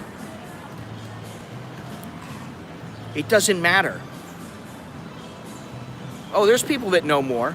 There's people that know more than I do. I'm sure that Carlos knows a lot of things about Thailand that maybe I don't know about. And I'm sure I can say the same about me with him. You see, that's the thing. But I can guarantee you one thing, he knows a hell of a lot more than you do, at least coming off the way you're coming off, if you're really a Pakistani. Now, if you're some guy who lives in Thailand and you're just being an asshole, which you might be, because Lord knows, the only people I've really had any major problems with here in Thailand are the fucking idiot expats. That's it. Never had a problem. And really, I've only had a problem with a couple of them. Or the people who, they're desperate to come over here, and guess what? They can't. And, you know, that's why listen, I'm sorry, and I hate to steal from the guy, but, and, you know, it's Andy Graham. I just love what he says. Hey, I'm in Bangkok, Thailand, and guess what? You're not. Why not? Because you're a schmecklehead. That's why. You're a fucking schmecklehead. If you really wanted to be here, you'd be here. I came here with fuck all, buddy. I've been here with fuck all. And I continue to stay here. Year in, year out. I'm not going anywhere unless I damn sure want to. So thank you very much for your entertainment. But that's about all that's about all you provide, is entertainment. And it's going to take a little more than 99 cents to get into the big boys club. And actually, you know, if you had any balls and you really seemed genuine, then I would say 99 cents is, you know, is more than enough. In fact, you wouldn't even need any money.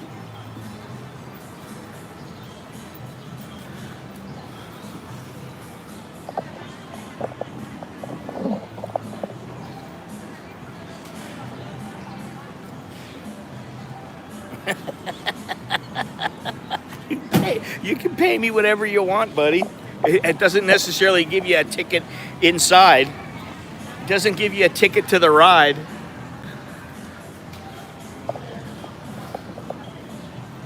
It gives you about $2.40, what is it, $2.99? $2.99 more respect. That's about what it gives you. Yeah, this ain't fucking an American Idol or a Pakistani Idol. That's not what this is. I'm Azir, and yeah, I am the Pakistani Idol. No. Oh, God.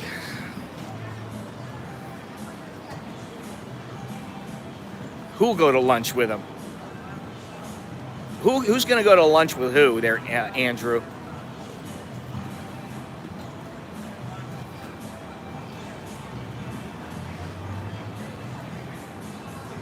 See, this is the thing. If you're talking about me, Andrew, I didn't say $2.99. I might have said $299, but I didn't say $2.99. Fucking $2.99. I wouldn't go to. Listen, if I'm gonna go somewhere to lunch with somebody, especially that I don't know, I can damn sure tell you I'm only going to go if I want to. It doesn't matter how much they're fucking paying me. I mean, now there's a limit. I am a bit of a whore. I admit it. They start whipping out $1,000, $5,000. Yeah, you know, listen, I'll be persuaded to go.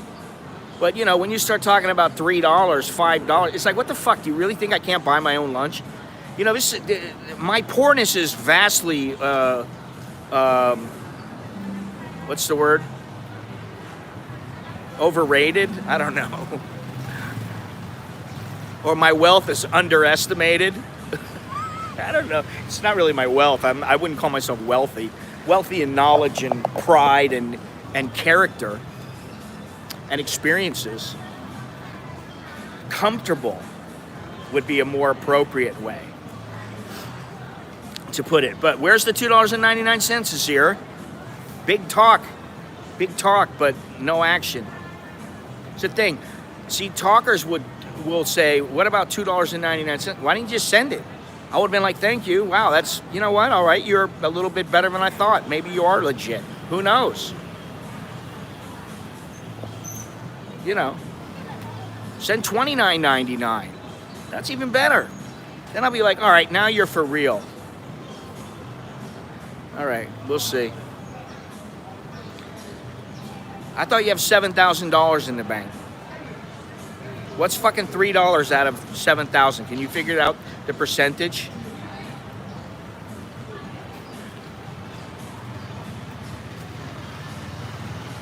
What, your $7,000? Oh my God. Now I know you're full of shit. Stephen, thank you very much. You bet he's a bot? Some Google artificial owner, welcome to the future. Well, if he's a bot, I'm having fun with him. Thank you very much there, Stephen. I'm gonna go over and get myself a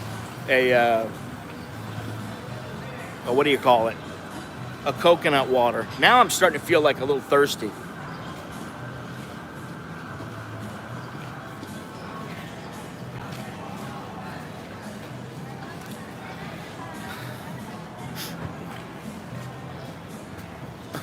What dowry money? It's not a dowry anyway. What fucking dowry money? What the fuck are you talking about? If you got half a brain, you ain't gonna pay any dowry. Not for the kind of girl you're gonna get. I mean, honestly.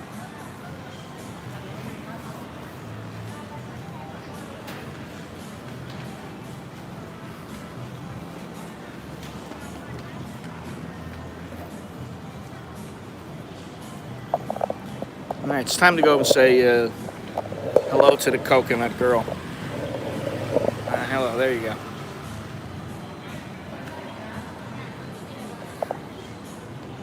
I have to do it to make a good relationship with the girl's family or they will throw me out. Yeah, okay. I know you're full of shit, Azir. Really, you're so full of shit. Fucking lion sack of shit. Lion sack of goat shit. Go eat a pig, Azir. I hope that makes you happy. Eat a fucking pig. Go eat some bacon, all right? And you know, I would never say that, but to you, I'll say that. Because you're completely full of shit. But I've had a good time. I've had a good time with you, and you know what? I really appreciate it because guess what? This video will make me money. It'll get me views. It'll get me all kinds of things. Well, he said he has to pay a dowry to make a good relationship with the girl's family or they will throw him out. Well, I guess you've been here before, Azir, huh? In between your trip to America and Pakistan, and I guess you've been able to come over to Thailand? How do you know about Thailand? I thought you've never been here. What's the deal? I mean, why do you want a Thai wife? Why Thai? I never understand that. Why is it? Why Thai? See, I never said to myself, I'm coming over here to find a chick. I knew I was going to get chicks. I knew I was going to get laid. I did know that. But then I didn't really have any problems back home. I didn't have to bang all the fat chicks. You know, I'm seriously, and I didn't get set up with anybody. I had a very lovely, blonde-haired, blue-eyed real estate girlfriend before I moved over here. And, you know, When I came over here, it was like, oh, wow, this is great here. But sometimes things happen, you know? Eventually, I figured I wanted to get married. Now, I don't see it happening. A, because you're full of shit. B, because if you're really only 24 years old, you don't know your ass from your hole in a hole in the ground. C, because you don't know shit about Thailand, obviously. Or at least you're a good actor playing like you're a Pakistani. When did I move here? 1995. November 1995. So let's go get a coconut water from the Coconut Girl. I think she's here now. Let me stand up and see first. Oh yes. Oh no, is that her? It's hard to tell, but let's go get a coconut water anyway.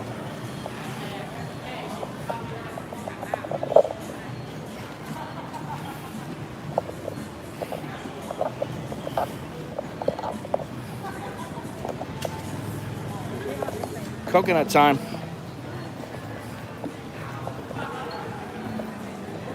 Happy Street. We're in Happy Street.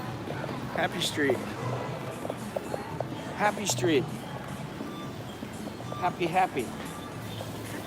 Oh shit, I don't got my mask on. What happened to my mask? Shit, I need my mask.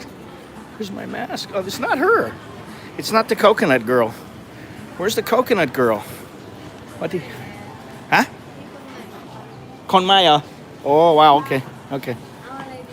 ไม่มีอะไรไม่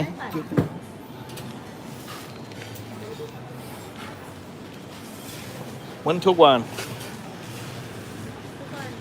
ออกไปแล้วเหรอ She's gone now. She's no more here. She went and got married. เขากลับมาไหม Never. She never come back. Oh, they're very sad. เขาเสียใจฮะก็มีคนเยอะก็ชอบ Not me. I got a wife. You know. She's cute. น่ารัก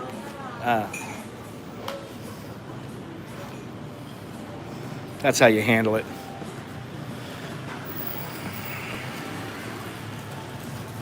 I really got to put my mask on.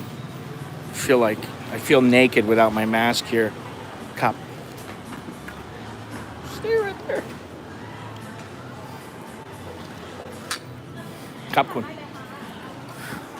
Well, guys, got some bad news for you. I'm going to cover my face up. I don't want anybody to give me any shit here.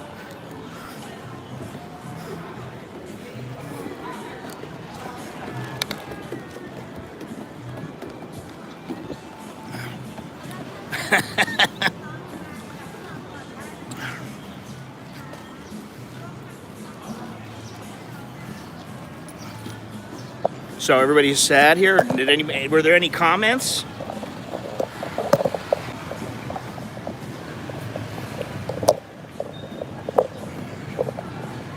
God damn it.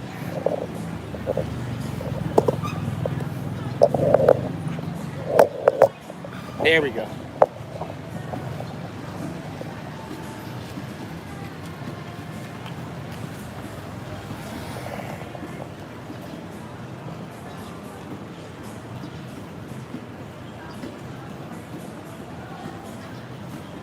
It's because of you that you made her famous.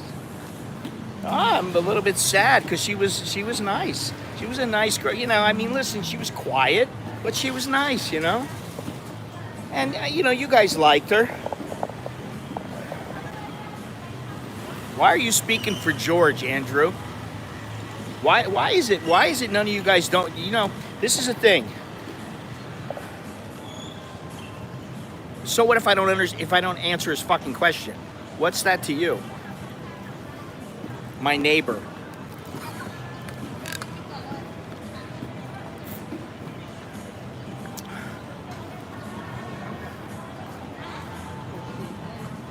Let him ask again if he really wants to ask. I mean, Jesus fucking Christ, give me a break. I'm doing 10 things at once.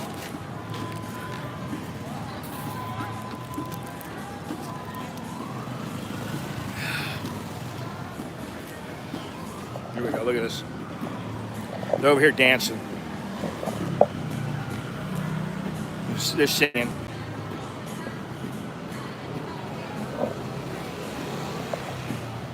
Everybody's in shock because there's no coconut girl. I guess. Nobody's saying a damn word now. Everybody's left. They found out that she's gone and they're like, that's it. What happened to Azir? Hey, Azir, what happened, man? You fell off the fucking planet, huh?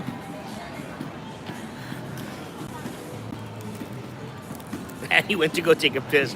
Well, the coconut girl's not there. Azir, I don't know where the fuck he is.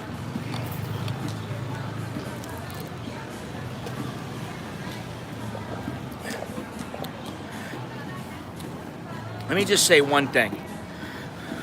I tend to see every comment that comes through. Well, that coconut, I'm sorry, but the new coconut girl, she can't hold a candle up to the old coconut girl. Now, I have to say something. Oh, God, man. I don't know if you noticed, but the lady there goes, why, do you like her? Do you like her? She was asking, do you like her? Do you like her? So I think that girl is single.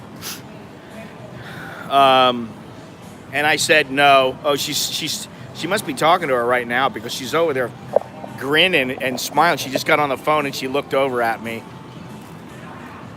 And I said to her, no, my friends, like my friends in the stream. Me, I got a wife. I put it out there right away, just so that I'm protected, you know.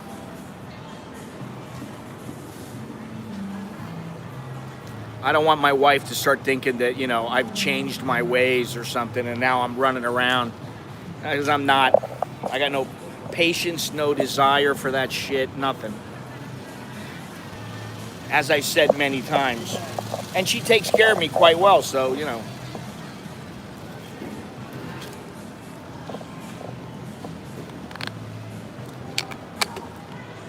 I thought he was pretty funny. If he really does contact me and give me a link, the thing is he'll come into a green room. He won't be able to say a goddamn thing. Unless I put him in the stream. So that's what's good.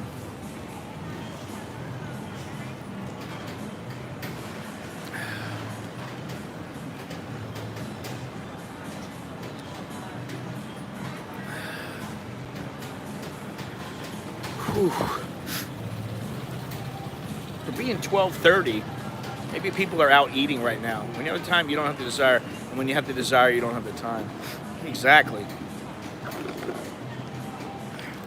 And, you know, listen, my wife is, and, you know, Bruce and I were talking about this before.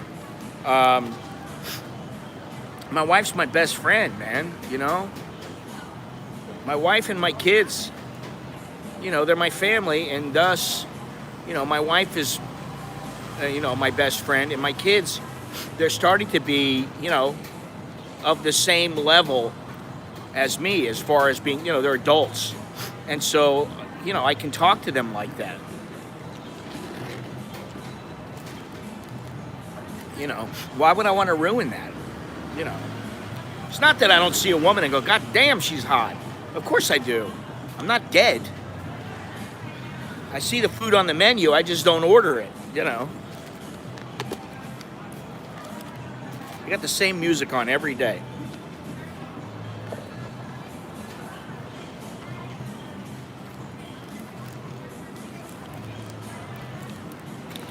Benny, that's funny, Benny. Well, I'm a little disappointed, to be honest.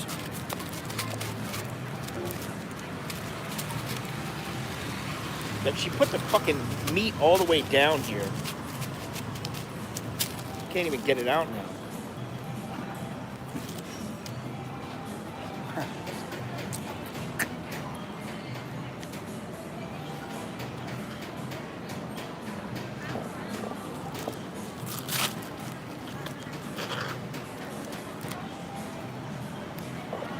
I can't tell you how many times that's happened, though, in the years that I've been here.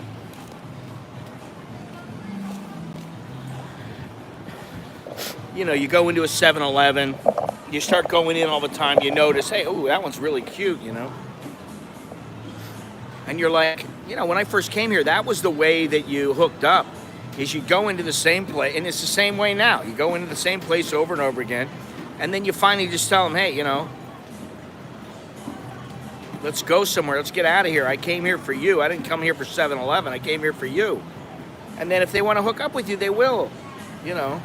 But I can't tell you how many times it happened where the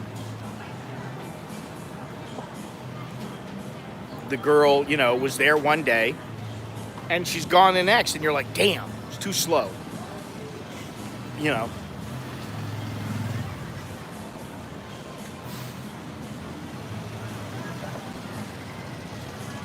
Where's Mr. Menage? Well, you know, I mean, we got some Menage level girls here. I thought for sure he'd be in here.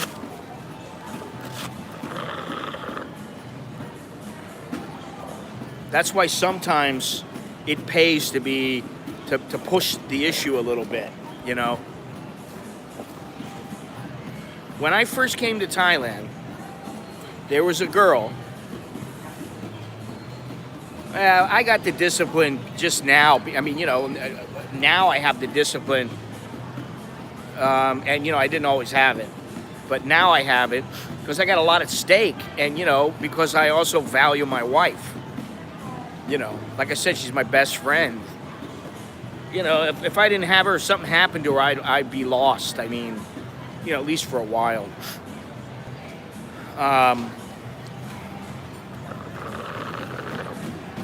School holidays, wow, they're over. What I was going to say is when I first came started coming to Thailand, I went to the beer garden. I've told this story a couple times in various different forms, but you know, I used to go, and then what would happen? You know, I'd pull chicks from that place every once in a while. You know, they had all types there, but they also had chicks who were bartenders, and you could, in the daytime, they would have a drink, but they wouldn't drink very much because they couldn't afford to get plastered and not be able to function at work. But once it started getting late, and I mean late like 12 o'clock, 1 o'clock,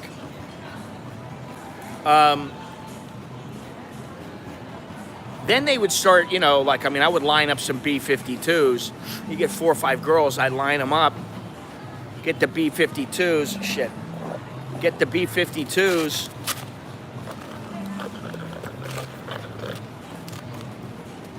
and,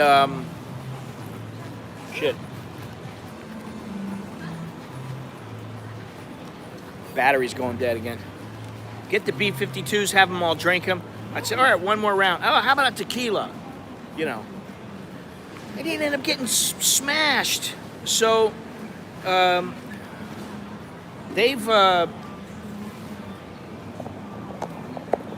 got to know me a little bit. Let me see if this is still on.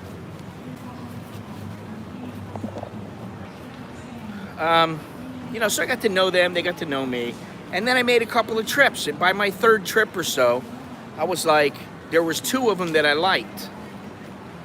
One of them I really liked, another one I didn't know I liked her all that much, but she had a nice body, and I ended up being with her for a couple of weeks, and then I found out she had an Australian boyfriend, and she was gonna get married, and I was like, how can these girls be so cold? She was fucking around on her boyfriend, and then the guy sent me a message through email. Somehow he got my email address, probably from her.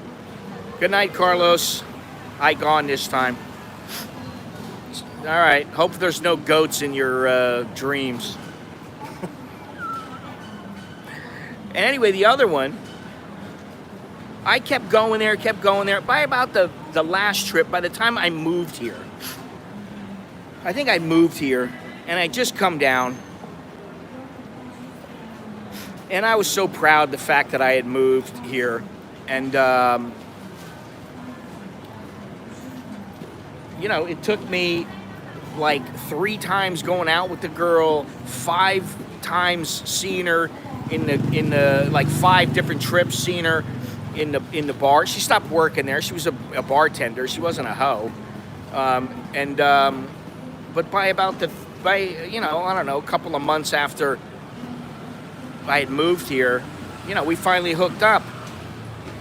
And then, you know, I kind of went, all right, well, it took me all that time and I got her, and, you know, she's a nice girl, but like, I want to have some fun here. And so I just told her, hey, you know, listen, I just got here. I want to have some fun. I really like you, but I want to have some fun. She was like, well, I guess we're not going to be boyfriend and girlfriend then. And I go, no, we're not. And she was cute. You know, she was really nice. And then, you know, like I was running around and stuff, and, you know, I always tried to go back with her and, you know, have a bit of fun, but she didn't want to. And she found some guy, and she ended up marrying a guy, and I don't know, they live in, I don't even remember now, Konkan or Karat or somewhere. But, you know, that's the way that a lot of guys do it here. They go to the same place over and over again. Maybe they see some girl working at a place, and then the girl goes, oh, I have a friend. You know, you're single? Where's your wife? Oh, no, I don't have a wife. Oh, well, I have a friend, and maybe, you know, I'll bring her tomorrow. That kind of thing. Oh, shit. Anyway, I want to see if, now lunchtime's about over. I want to see what goes on here. Drink the rest of my coconut water. Say goodnight.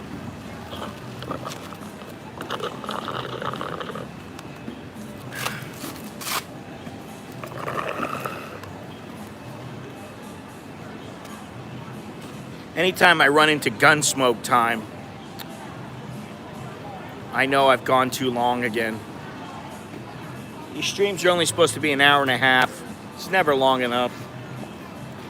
I just start rolling around the 2 hour mark.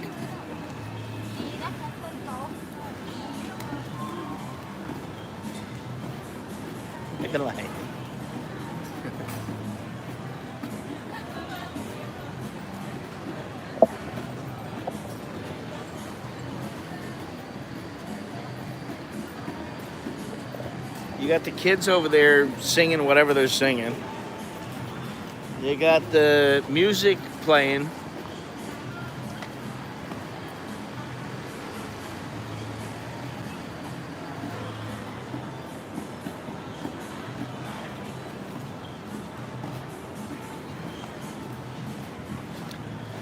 Oh. Better put my mask on. Oh shit.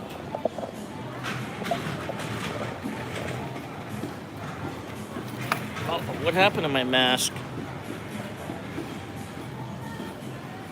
Shit.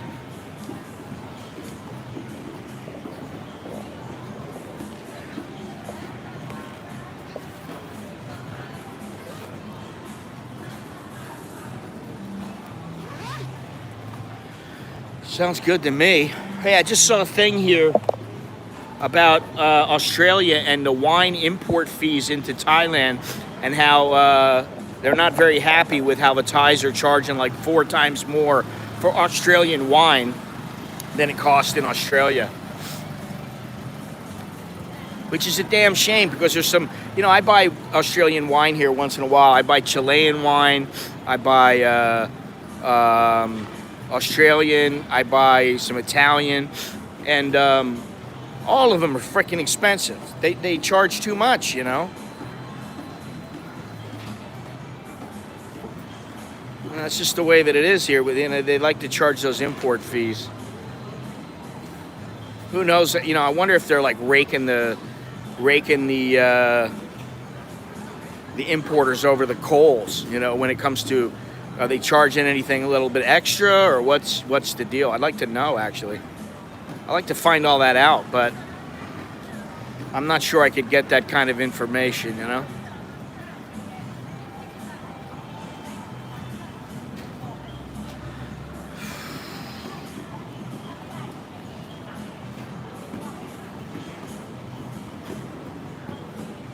Anyway, I think we're coming to to the close of another stream. You know, I got to get rid of a couple people here.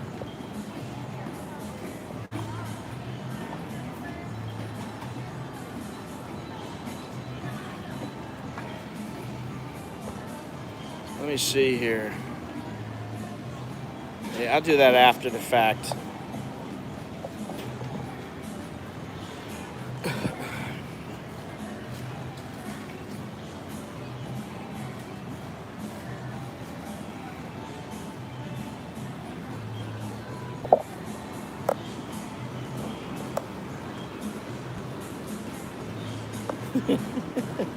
What is it that they're doing here? Oh.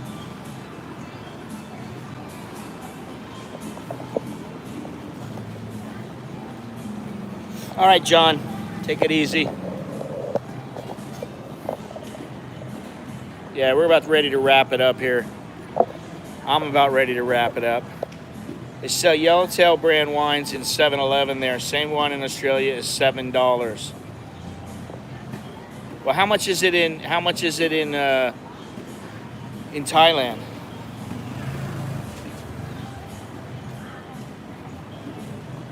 I mean, that's 210 baht. That's dirt cheap, man. I can't find a wine here, really. If I find a wine for 395 baht, that's a good deal. I mean, that just price-wise, that's a good deal. As far as the wine goes, it's probably not great wine. But most of the good wine here is at least 500-600 baht, even 750 to 1,000 baht. Wow, you see? So there you go. 210 baht here, and or it's 200 baht there, 210 baht there, and 1,000 baht here. That's ridiculous, I mean, I understand they got to make some money to bring it in and to try to make things, to equalize things a little bit. But nobody wants Thai wines, really. Not many people want Thai wine. And, their wine is not all that bad, and I've been to some vineyards here. But,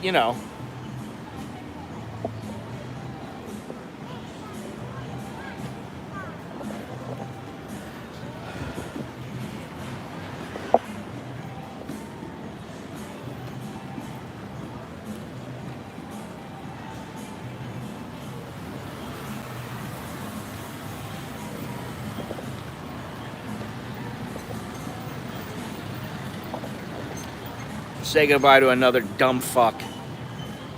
There's a couple of reasons why people get banned here. One, they're flat out troll, and they're not entertaining. If they want to bullshit like Azir, and they're entertaining, that's one thing. But if they're just a flat out troll and disgusting like that guy, then that's a different story. The other is that I just don't like them. And there are a couple of people in this stream that I don't like. None of the regulars, but there are some people in this stream that have been in here recently, and I don't like them. And you know why I don't like them? Because they're cunts. That's why. I don't like people who are cunts for no reason. Yeah, I mean, I've been to some in I think it was Sarapburi. I went to a couple. I went there to photograph the vineyards for some travel magazine. This is like 12 years ago or something like that. And it was, I had a good time, and I drank a little bit of wine, bought a couple bottles. It was all right. Their wine is not bad,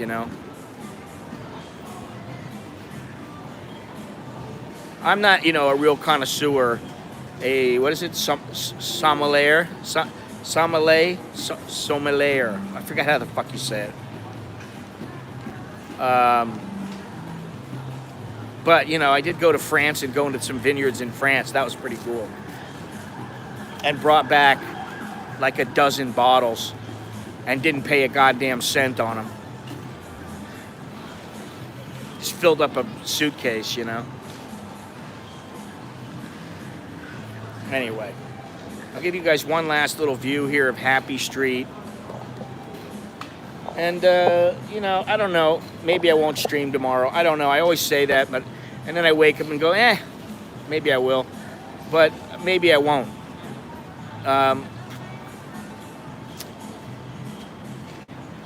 But I'm gonna try to go to CASHAPP Market this weekend, either Saturday or Sunday, and at least that way we get a kind of a on the ground view of what's going on in CASHAPP and just how bad things are there, how many people are in there, you know, how many people are walking around, and how many shops are shut down now. And for those people who come in the stream all the time, and they've seen the last stream I did, which was just 2 months ago in CASHAPP, they'll get an accurate idea of, or an accurate picture of how much the place has suffered from the last couple of months and from this second wave, you know.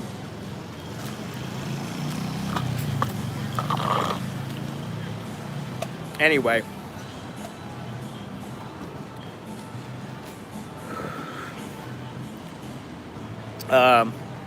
That's all I have.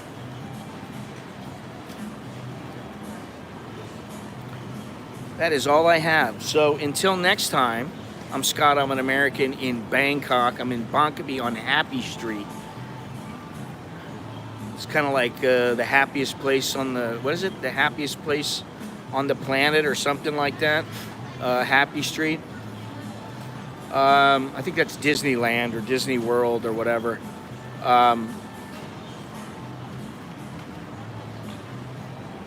But if you haven't subscribed already, let me go through the little spiel again. If you haven't subscribed already, please subscribe. And if you want, click the little notification bell so that you are notified whenever I've got a stream going up. If you've already subscribed, thank you for subscribing. Remember to leave a thumbs up. That would be nice. Thumbs up, whatever you want to leave, that's fine with me. Do what you want to do. But a thumbs up is always good. Let's see, don't forget about the merch. The merch being t-shirts and coffee mugs, and soon an American in Bangkok masks, maybe some Bar Girl Lives Matter masks.